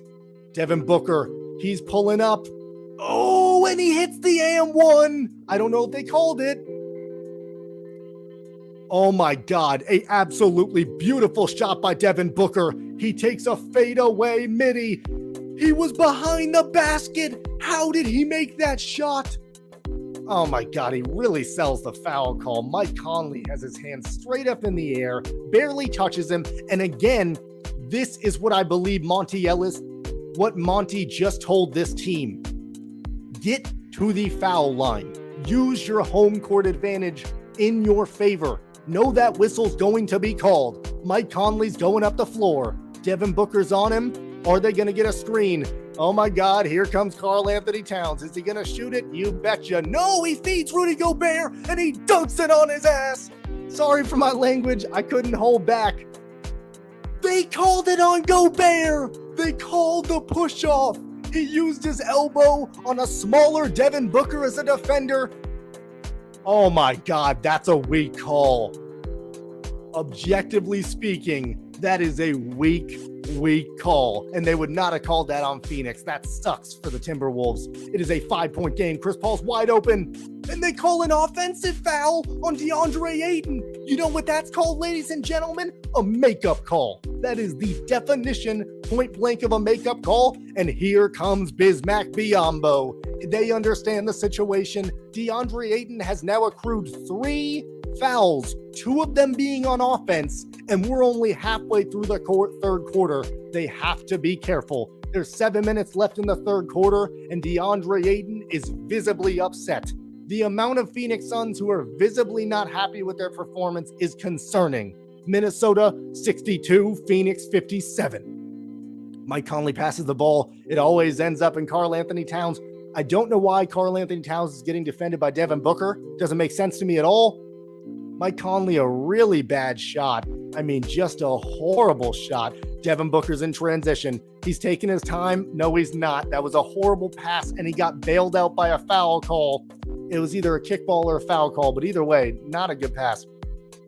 That was not a foul by DeAndre Ayton. Unbelievable. He's set. He waits for the man, and he just happens to overreact. I understand DeAndre's frustration on the bench. Now, you had 2 really bad fouls before that, so it doesn't really matter. Kevin Durant, he finally gets the layup to go, and it's an and one. You can count it. Oh my goodness. Phoenix has made a sudden change of momentum in a matter of seconds. They find Kevin Durant being guarded by the much smaller defender, and he takes advantage. Through the contact, finishes with a beautiful right-handed layup. That's how you do it, Kevin. Way to be resilient. And he finally gets his moment. He looks very relieved, as he should be, because he's performed like crap.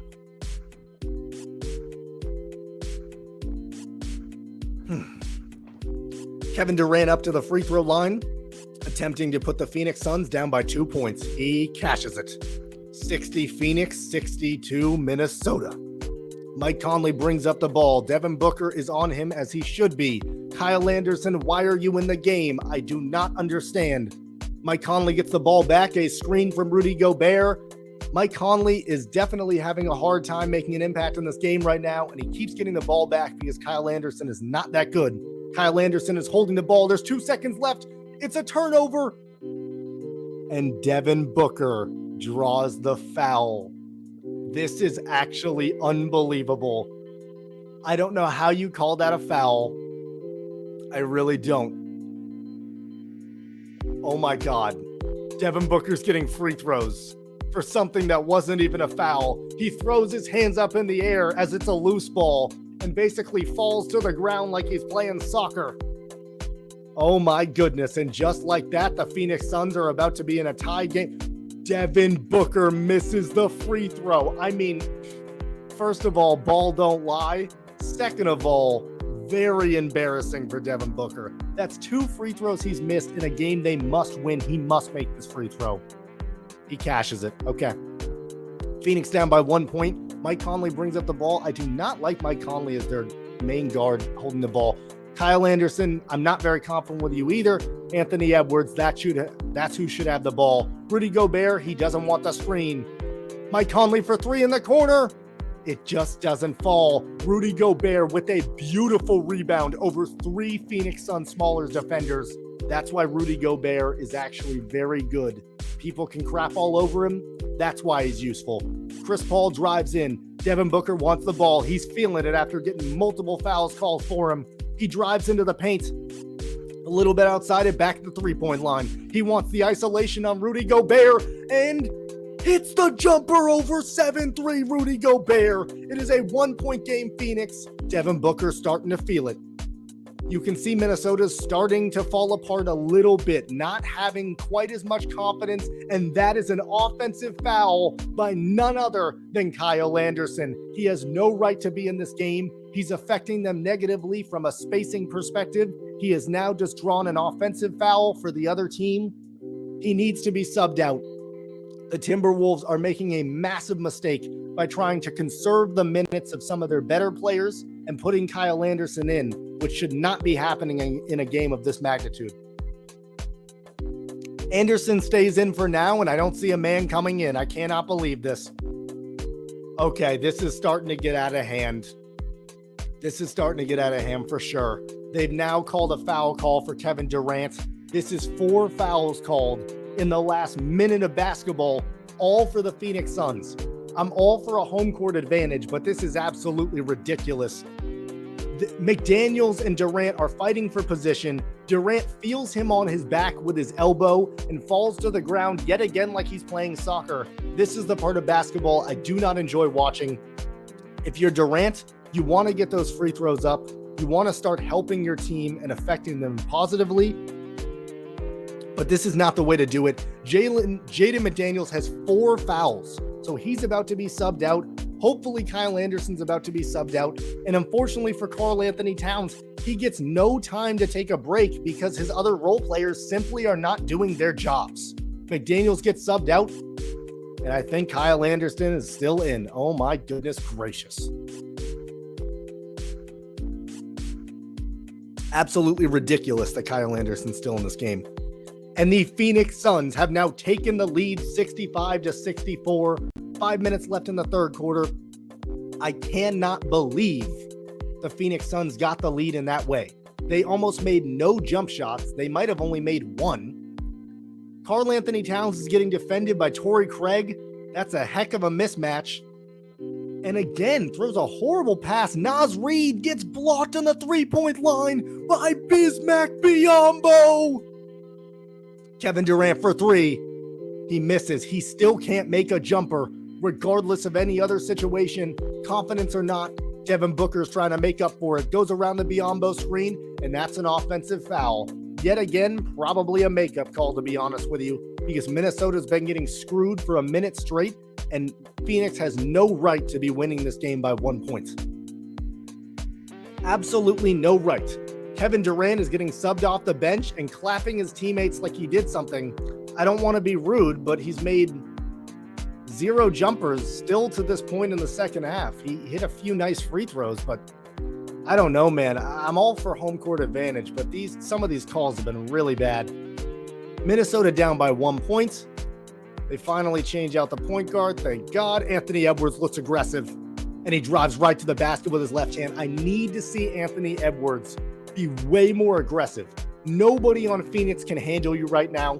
You have the confidence. You have the talent. Let's push this thing, man. Let's get these guys over the edge. Anthony Edwards was fantastic, and Chris Paul takes a 3, and he cashes. Oh my goodness. I apologize for everything I said. He hits a 3. Chris Paul is a bad man. That's his first 3 on 3 attempts. Fantastic job, Chris.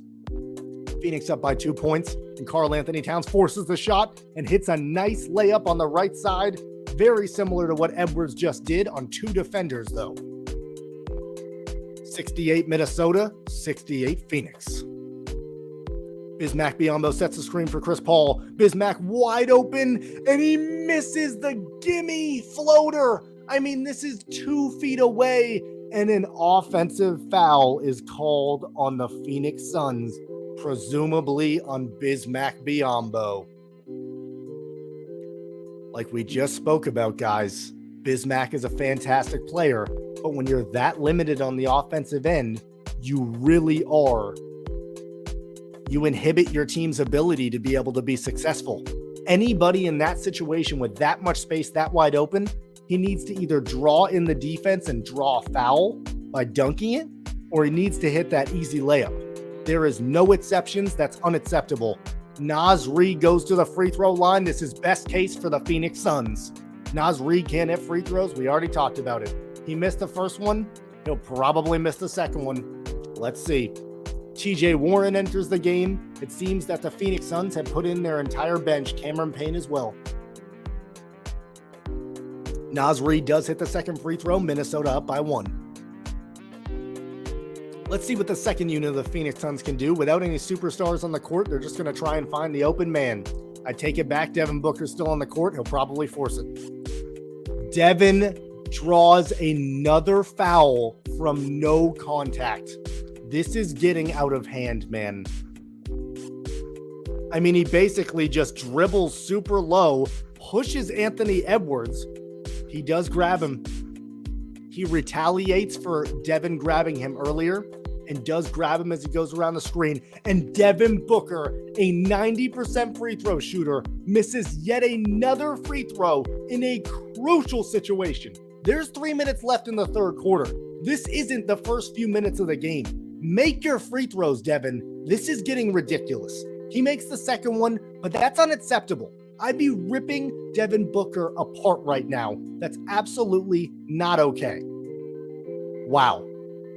Again, ball don't lie. Like, of course, he did get fouled on that play when I see it again in slow motion, but it's the fact that he drew the contact originally, knowing that would make Anthony Edwards as a reactive player retaliate. And I just don't like the way the Phoenix Suns are playing right now. You have more talent than the Timberwolves. You should be more consistent offensively. You have no reason to be playing this way. It's just not, it doesn't seem right. I'm going to go take a quick bathroom break as it's timeout. I will be right back. Oh.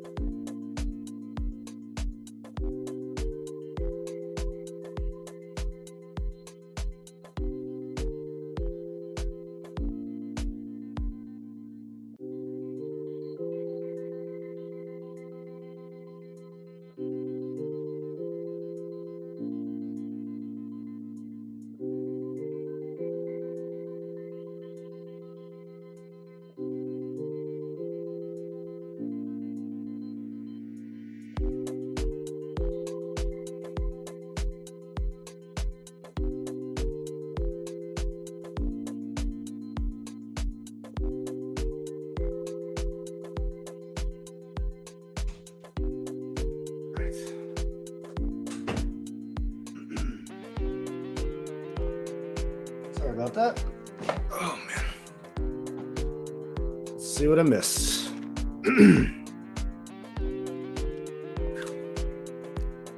Okay. The Phoenix Suns are up 3 points. What a crazy quarter this has been. The Phoenix Suns completely fall apart on the offensive end, but at the same time, understand the situation with the refs and continue to push through and find themselves all the way back in the lead, being down 10 points to start the quarter. Oh my God. Of course, Karl Anthony Towns takes the shot as the clock is waning, and it's an absolutely egregious shot that misses by a mile. That kind of makes me smile, I'm not going to lie.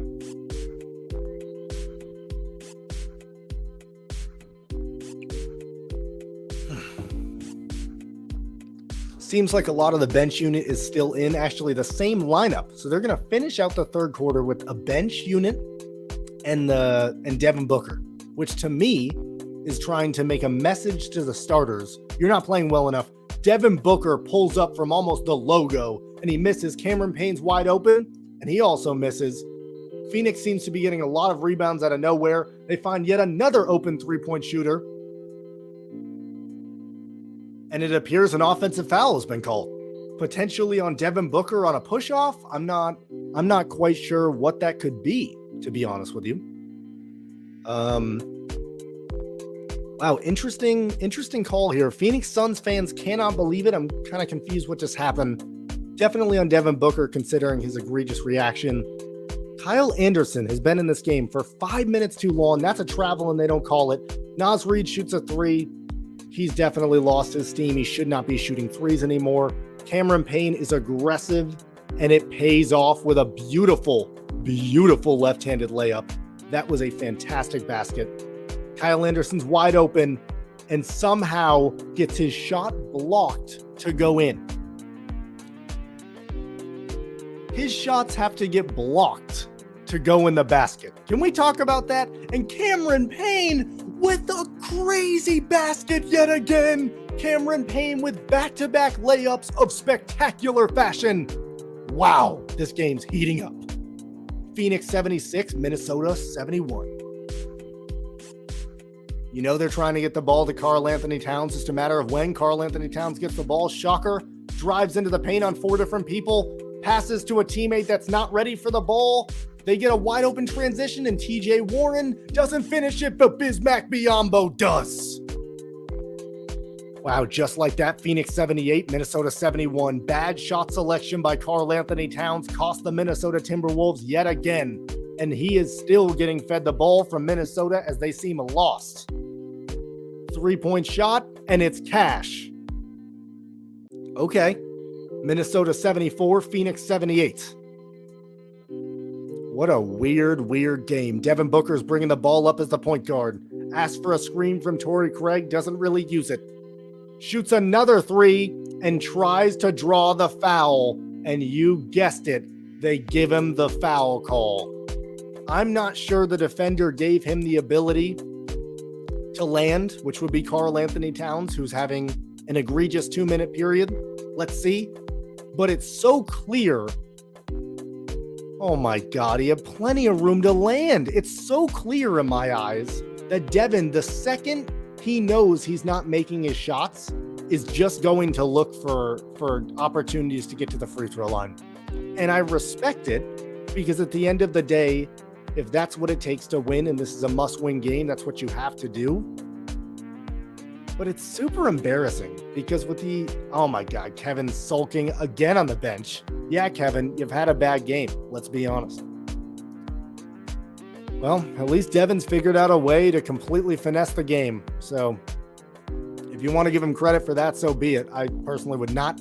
And that ends out the third quarter in spectacular fashion. Devin draws a foul with seconds waning on the clock, knowing he's not going to hit the shot. And we head into the fourth quarter.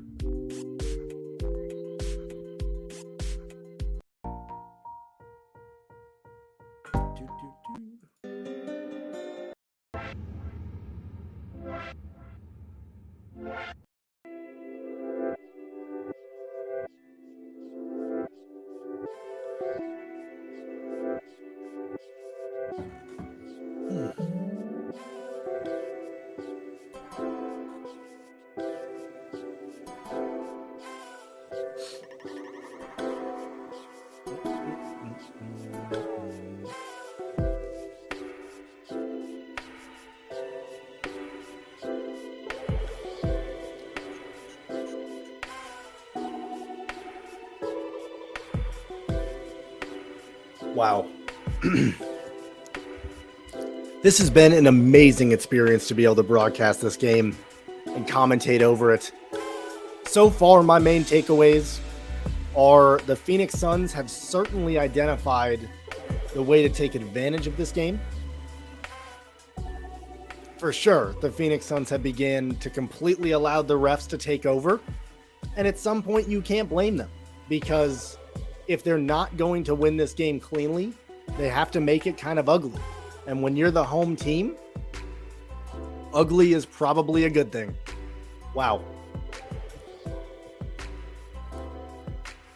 Some keys heading into the fourth quarter would be, again, Kevin Durant sits at the end, the last 4 minutes of every single quarter. But not just Kevin Durant. They actually sat the entire starting lineup who wasn't Devin Booker. And funny enough, Devin Booker's not playing well, but Devin is identifying the way to successfully defeat them. So he's keeping Devin in, not because he's producing or making jump shots, but actually because he's essentially figured out the way to use the refs in his favor. And I would expect Durant to be able to do that. But again, Durant has the kind of ability and belief in himself. He simply won't play the game that way. So Devin's much more fitting to take the game into his hands in that regard.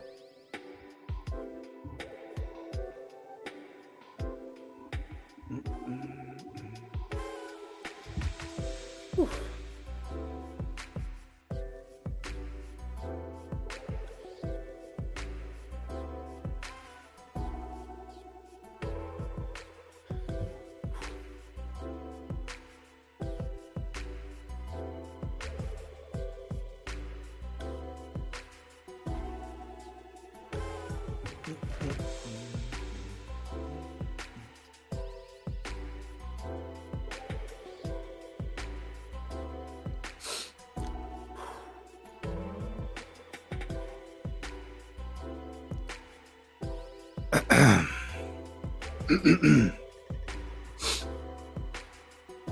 As the fourth quarter is about to begin, Monty Williams is talking to a reporter.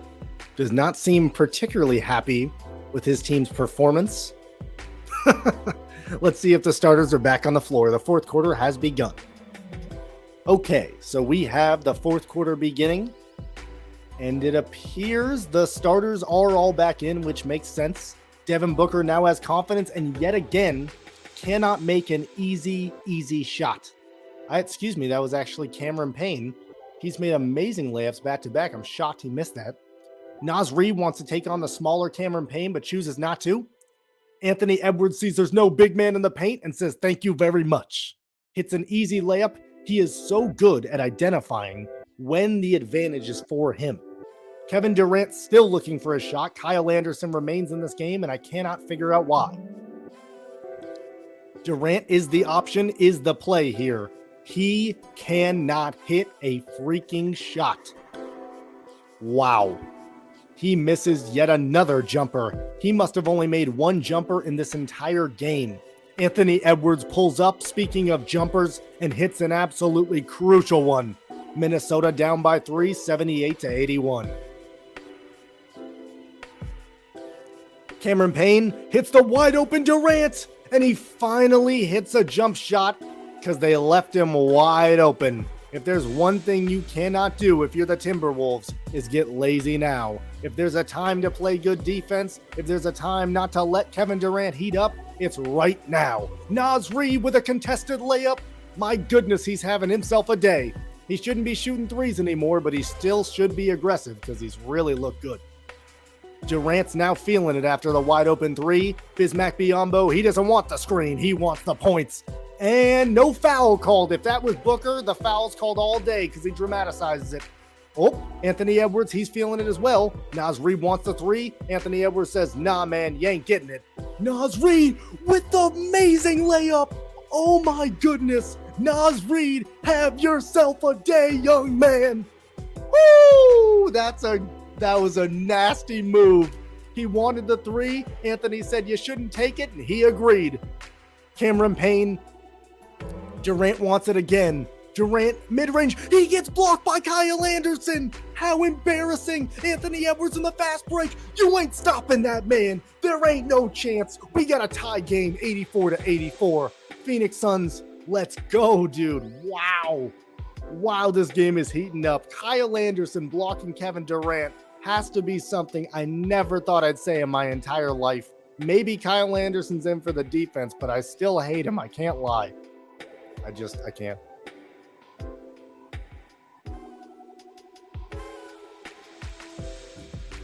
Oh my. That was an and one by Anthony Edwards. They're actually going to take the lead. Anthony Edwards misses the free throw. This could be good for the Suns. Timberwolves don't look like they're back on defense. Not very composed. Durant still wants the ball. You can tell. Their whole plan right now is feeding Durant, and he cashes a contested three. They have unscrewed the cork. They left Kevin Durant wide open for three when he missed about 10 jumpers in a row. And again, a player of that caliber will never stop shooting, will never stop believing in himself. Speaking of believing in himself, let's feed Naz Reid, shall we?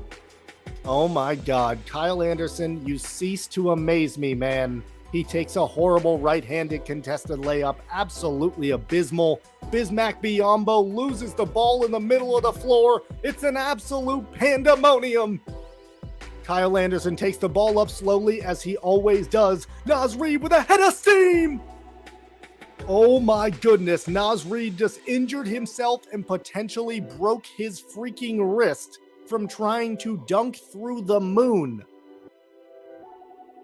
Oh my God, players of emotion like this kill me. And don't get me wrong, because at the end of the day, I am one. I'm somebody who plays with emotion and lets it sway me. But I'm also not a professional athlete paid millions. Unbelievable, man. Unbelievable. Wow. Unfreaking believable. Naz Reid tries to dunk on Bismack Biyombo. Bismack's never going to let that happen. And unfortunately, it could lead to Naz Reid being seriously injured. I don't really see where the injury could have occurred. It appears he landed on his right wrist and he's shooting free throws. He makes the free throw after being injured. I mean, this guy is a full-on roller coaster. First, he tries to dunk on the world. Then he gets injured from it, and it actually improves his bad free throw shooting. Of course it does. That's how this entire game has gone. I mean, he's still holding his right wrist. He really should be out of the game. I don't know why he's playing. I guess he has to shoot the free throws. Wow. Naz Reid, 15 points. That is his career high, I guarantee it.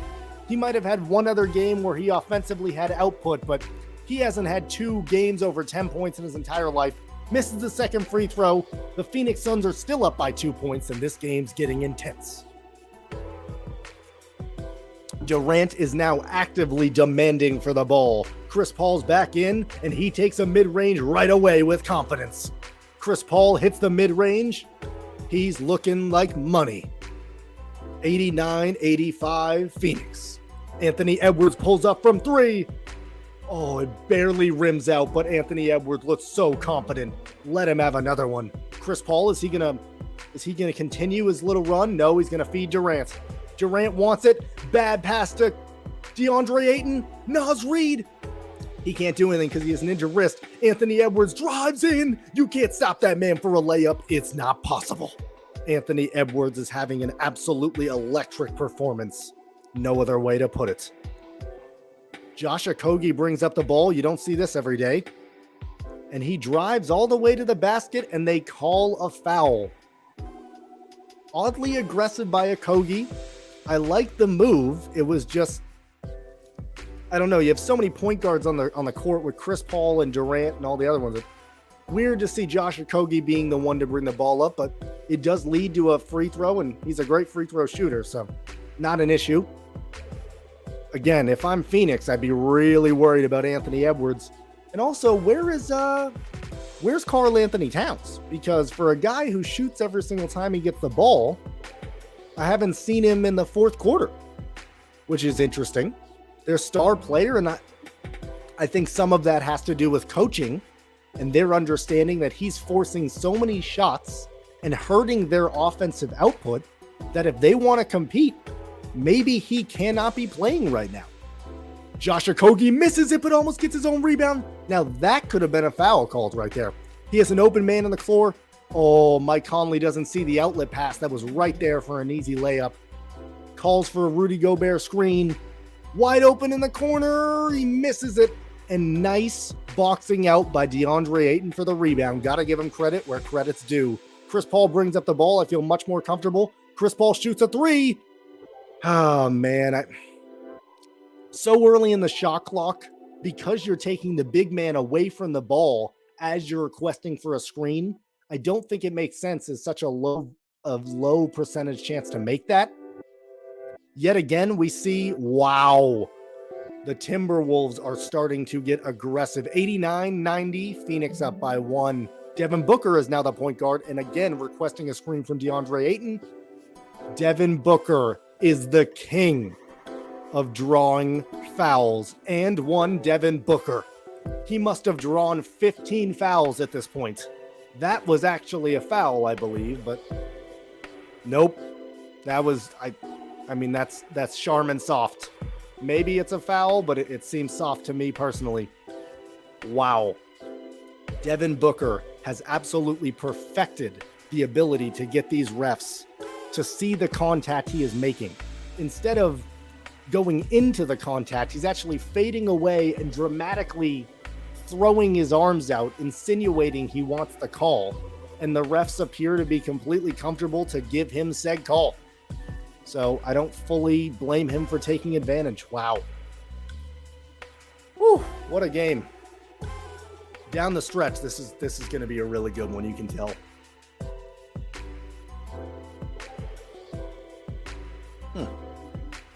Interesting to see how long we won't be seeing Karl Anthony Towns in this game.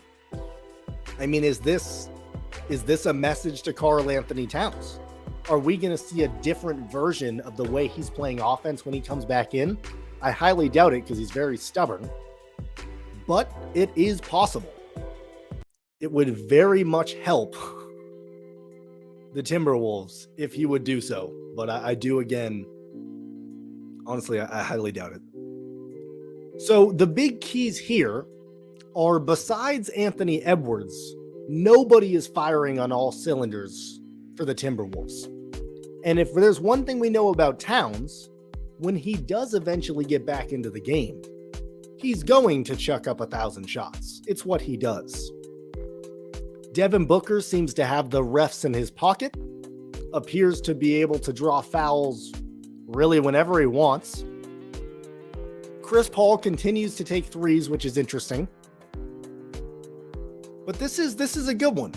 You know, there's 8 minutes left in this game, and I couldn't tell you who's going to win.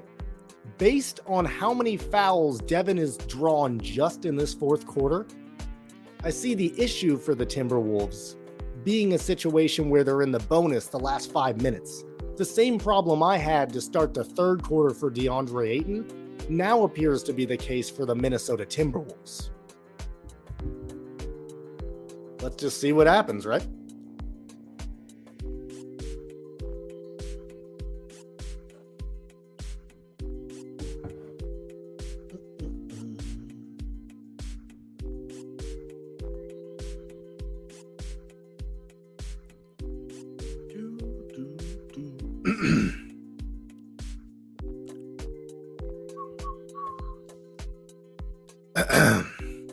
Hello.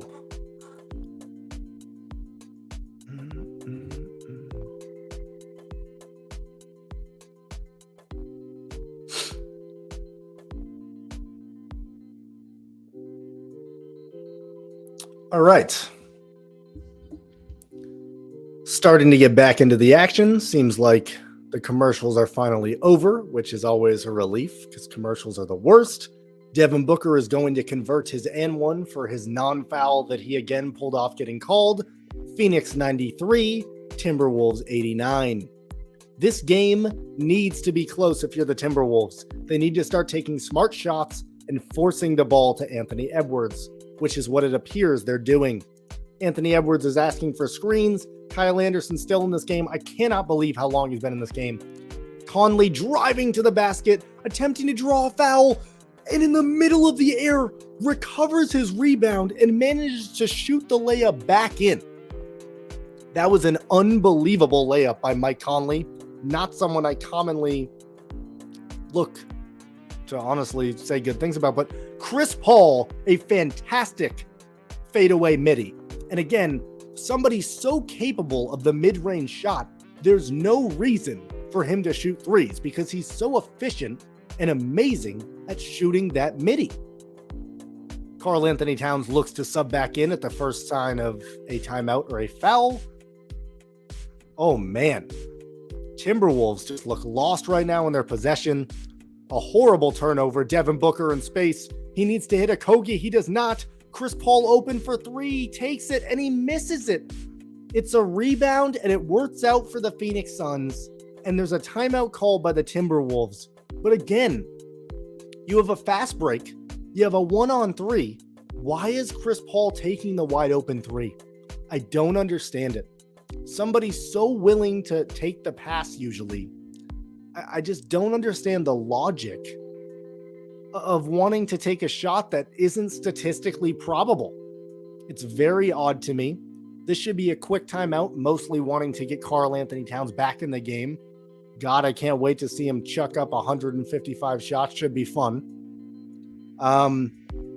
If you're the Timberwolves, this is the danger zone. Similar to how I felt at the beginning of the third quarter when the wheels started to fall off for the Phoenix Suns. That is not now where we find ourselves for the Minnesota Timberwolves. They don't have any identity on offense. They're trying to draw contact on refs who do not want to call fouls for them. They want to call them against them. They need to hit real shots. And the only people who can do that is Anthony Edwards and Karl Anthony Towns. So they have two options, and I wonder which one they're going to pick.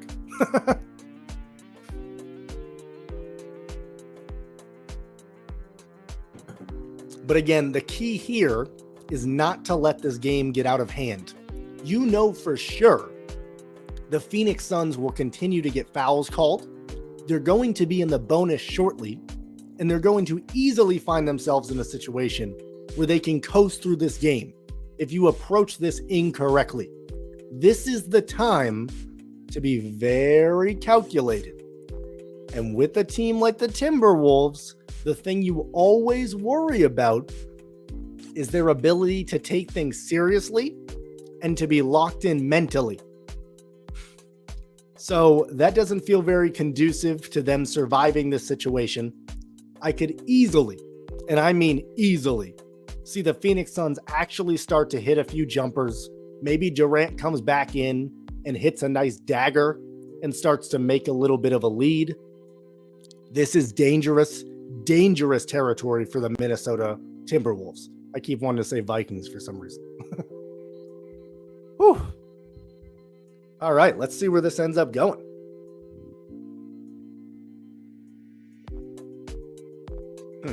So Towns is back in. Now they have their second or first option, depending how you look on it. I'm interested to see if Kyle Anderson is still in this game. The only reason I could think you would play a player like Kyle Anderson this amount would be you want somebody to be able to be switchable onto Devin Booker and Durant, and you potentially think Kyle Anderson is your best defender? But if Kyle Anderson is your best defender, I really question your team's philosophy because he's very slow. So I don't think that's a great matchup. That being said, Durant has struggled and Devin Booker has struggled when he's not drawing BS fouls. So I guess although I'm questioning it, it does appear to be working. I do think you need to switch it up though. All right. Showing a bunch of Devin Booker highlights that he draws fouls. Anthony Edwards is in and he gives the ball directly to Karl Anthony Towns. This is unbelievable. It's like clockwork. Anthony Edwards, Karl Anthony Towns. They pass the ball back and forth. Anthony Edwards clearly wants to take the 3-point shot and he misses it. And guess who gets it? Kyle Anderson.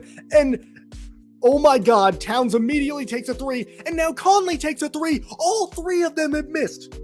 You have three separate possessions where you can find a smart shot. You're down by 6 points with 5 minutes left, and you're going to take three deep threes with no ability of processing. And again, this is why I question them speaking mentally. Devin, oh my God, Chris Paul, a beautiful find to DeAndre Ayton. Kevin Durant cheering on the sidelines like a cheerleader. Naz Reid's holding the ball. Oh God, I don't feel confident about this. Kyle Anderson's giving the ball to Anthony Edwards. That's a little better. Mike Conley gets the ball back. Please don't force up some crazy crap. Oh man! DeAndre Ayton just blocked the living crap out of Kyle Anderson. I mean, sent that thing to the moon. Holy crap, Kyle Anderson is so slow, my grandma could have blocked that shot. He is so easy to telegraph where he's going because he's a freaking tortoise. Oh my God, the Timberwolves look completely lost. Anthony Edwards gets the ball. You have 4 seconds on the shot clock. You got to do something, kid. He gives it to Conley. That's too deep. He can't make it. Unbelievable. Your only shot's a rebound. They do get it. He needs to spread the ball, and Kyle Anderson takes a three instead and misses. You had two guys open for threes, one of them being Anthony Edwards, and you choose to take the shot as your Kyle Anderson? Dude, you're Kyle Anderson. Oh my God. This is giving me headaches. Oh my goodness. I mean, the Suns absolutely need to get away with this game. I mean, they're up by 8 points right now. Phoenix has 99 points. Minnesota has 91. Phoenix, wow, they are a few possessions away from making this ball game. Karl Anthony Towns wants to do something. Anthony Edwards does too. Karl Anthony Towns for three, forces it, and he cashes the three. Unbelievable 5-point game. Minnesota 94, Phoenix 99. Wow. Timeout, Phoenix Suns. Unbelievable. Some of the worst shot selection I've ever seen in my entire life. They are not valuing possessions. Everybody thinks they're taking the correct shot when they have open teammates and they're only shooting threes. So I understand being down and trying to make up time, but at the end of the day, if Phoenix isn't scoring, which they're not consistently if they're not drawing fouls, why are you only shooting threes? Now I get it. You drive into the basket and you get blocked by DeAndre Ayton. You could have that argument, but 9 times out of 10 when you're driving to the basket, I'm seeing multiple open people and I'm seeing people cutting. So I need to see way more ball movement if I'm Minnesota. It's basically a one-man, two-man game. It's like watching the Celtics with Jaylen Brown and Jason Tatum. This is not going to win the game. Again, Phoenix has the advantage of being able to draw fouls and not scoring real offense. So digest what you're seeing and understand and make adjustments. Honestly, I don't trust Minnesota to do so. I think Phoenix has this game in the bag right now. They need to make a few jumpers, like real shots, to really solidify this game. But it definitely leans heavy, and I mean heavy, in the favor of Phoenix right now. I can promise you that. Okay, we're about to get back into the action. Monty wanted to talk with his team. Devin Booker has 27, Kevin Durant has 16, and Chris Paul has 15. Anthony Edwards and Karl Anthony Towns combined for 50 freaking points. They're essentially the whole team, and it makes sense because they're shooting every single shot. Karl Anthony Towns must have 25 attempted shots from the field, at least 14 attempted threes. Again, no ability to be coached. If I was their coach, I would probably just resign because they just don't seem very coachable to me. Maybe he doesn't have that much of a voice, and that's part of the problem. I'm currently losing mine, so I can understand it. But, to me, the whole key right now is smart shot selection. We are at the crossroads I just spoke on. We're a step away from Phoenix running away with this game. This isn't just any game.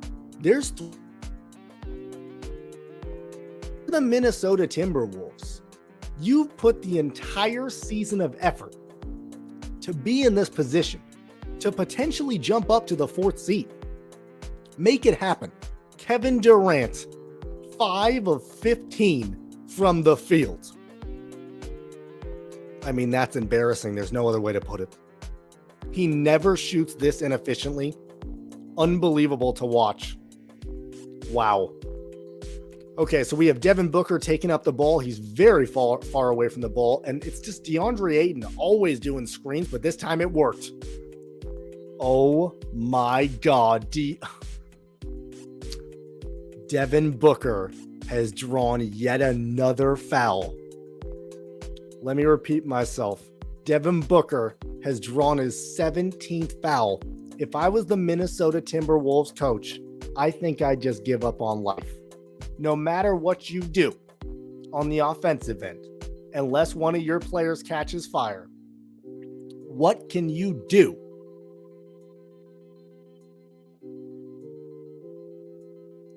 I mean, this is unbelievable.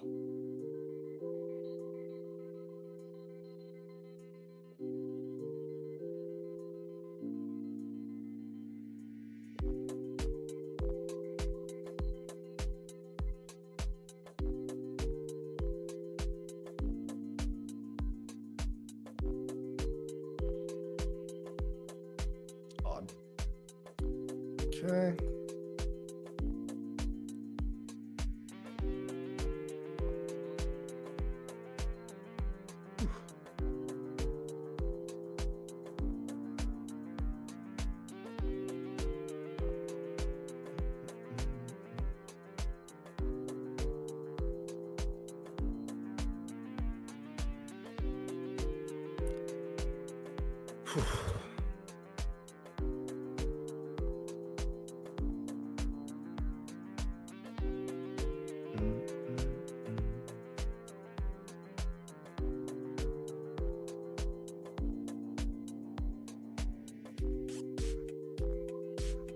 No.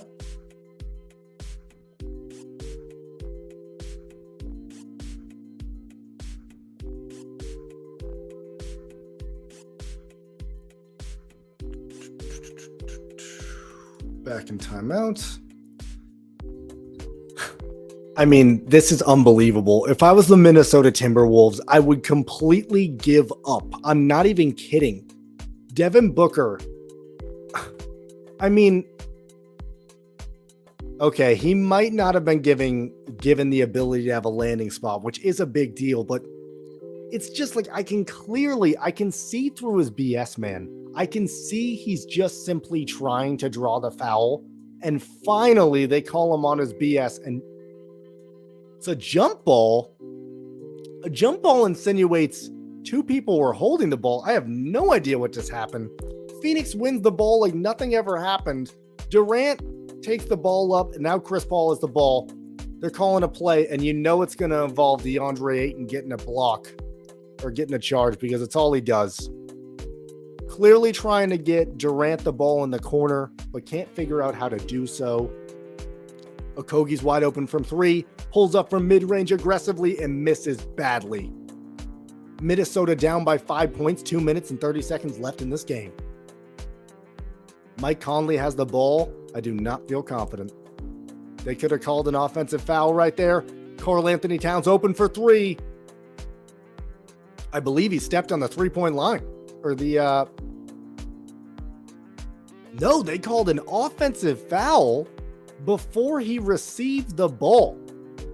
All the crappy calls you've given Minnesota. Okay, Gobert does push him for that screen, and he absolutely doesn't need to because Durant wouldn't have made it up in time. Towns doesn't make the shot anyway, so it doesn't really matter, but it was really irresponsible from Gobert. Chris Paul pulls up from the midi. It's cash. Oh my goodness, what we've talked about could be occurring. Phoenix up by 7. This could be the end of it. We need Edwards to answer, and he does. A dynamic three-point shot from Anthony Edwards. My goodness, we have a 4-point game, 2 minutes left. Chris Paul's taking this ball up, and it's always DeAndre Ayton getting a screen. I mean, there's no creativity here. Devin Booker goes around. He's still trying to draw a foul by clumsy and around. Unbelievable.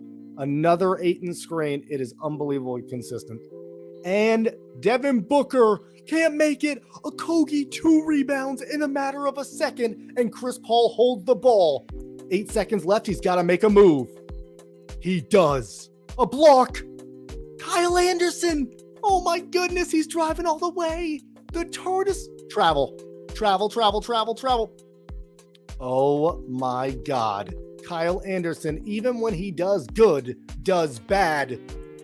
But yet, at the same time of doing bad, Chris Paul slowly goes to take a layup, as in he's lackadaisical as hell, in a position where he could almost ice the game and is by himself, gives Anthony Edwards, very athletic by the way, time to catch up to him, and he blocks the crap out of him.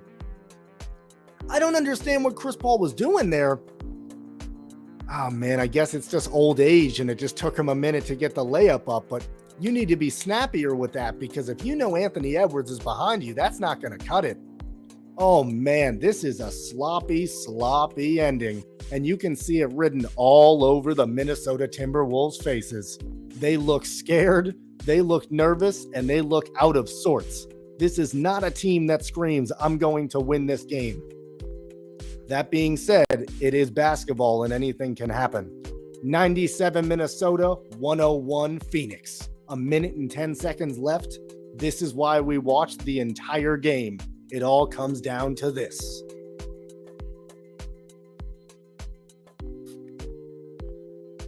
A random Minnesota fan in a sea of Phoenix Suns fans. Bold choice. It's going to be really bold if they win this game by a miracle. You're not going to want to be wearing that jersey, I promise you. Whew. Dangerous proposition. Again, Minnesota is the 7th seed with 39 wins. Phoenix is the 4th seed with only 40 wins. So this is a crucial minute and 10 for both teams involved, which is what makes it so embarrassing for Minnesota, the way they've handled this game. Okay, is Durant going to hit a dagger shot like we predicted earlier? My gut would say yes. Anthony Edwards is bringing up the ball. It appears they're doing a full court press. Now the refs are talking, and it's probably going to be about adding an extra 0.5 seconds. I don't know why they always do this. Nope, there was no point to any of it. Let's play the game. Okay. Remember, Minnesota down by 4 points. Anthony Edwards bringing the ball up. They need this. Anthony Edwards should be the one with the ball in his hands. I like this. Not Kyle Anderson. Oh, God. It's going to go to Towns. Yep, Towns is going to force up a shot. Towns trips over himself. Towns manages to trip over himself, and they end up, I believe, calling a kicked ball? This can't be real. 56 seconds left. Karl Anthony Towns falls on his own accord. Are they going to say Okogie tripped him? Because that's not the case. He literally goes to step on his left foot and falls over like a buffoon. And Minnesota gets the ball back. This is unbelievable. Mike Conley's got the ball. He's shooting a three. And they give a makeup call. Another foul, giving a charge. Or a screen, excuse me. Gobert. I mean, he is really the bane of their existence right now. He's giving them no opportunity to try and come back in this game. There's 40 seconds left. 14 seconds left in their shot clock. What's Chris Paul going to do? He takes the screen from DeAndre Ayton. Who's surprised? Chris Paul to DeAndre Ayton. That could be it, folks. 103-97 Minnesota. Mike Conley's trying to make something happen. Karl Anthony Towns knows he has to shoot it fast. And he misses. It rolls out. And Phoenix gets the ball. And who is it? Of course it's Josh Okogie. Unbelievable. As if we watched the whole game for this situation, you knew it was coming. You knew they didn't have any ability when it really mattered, and they had a chance to be in this game, because they did, to make it count. And now, as long as Phoenix inbounds the ball, which they do easily, they have to foul Devin Booker, who has missed free throws, but they're up by 6 points.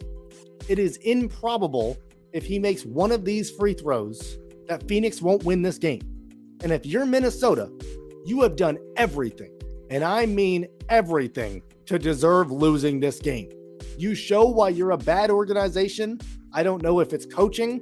I think it's mostly the players involved, but it's absolutely embarrassing. Kevin Durant has made none of his jumpers. Devin Booker hasn't made any of his jumpers either.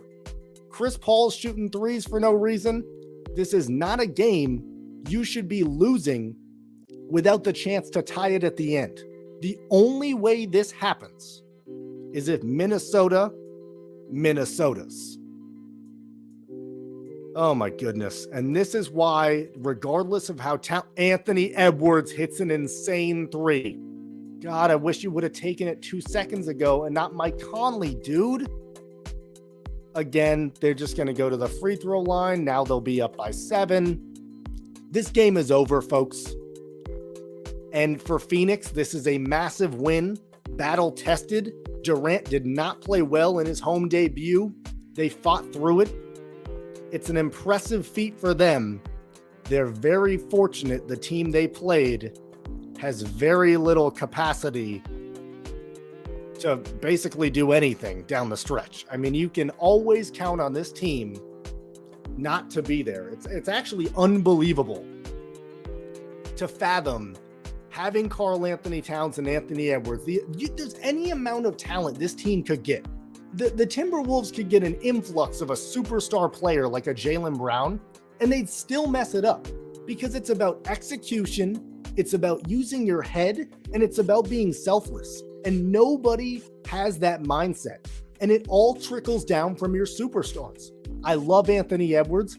I don't really like Karl Anthony Towns, but it's a mindset. It's a mentality you pass on to the rest of the team. And whether you're a leader and supposed to be a veteran from Mike Conley, or you're the head of the freaking honcho and you're Karl Anthony Towns, clearly what you've instilled in this team isn't enough. And it's very disappointing. And this team should be split up. The amount they gave up for Rudy Gobert, I don't even think I said Rudy Gobert's name at the end of it. I really don't. I don't even think I said Rudy Gobert's name in the last few minutes. And this man somehow managed to be traded for 4 first-round picks, which I'm sure the Celtics wouldn't even receive for Jaylen Brown. Unbelievably disappointing performance. Frack, I'm happy for your brother. I'm happy the Suns win a game. I don't know how many more games they have left in the season. I would be interested in that. But, I'm assuming this probably locks you up to play as the 4th seed in the playoffs. And I'm curious how you and other Suns fans feel going against the Clippers, most likely. Feels like a scary proposition and a team that's very hungry to win, similar to you are. Probably the best playoff series in the entire bracket on either side for round 1. I'm very excited. My voice is dead. This is the first time I've ever done this, so thank you so much for listening. This has been yet another Renee Report, and I'm out. Peace. Whew.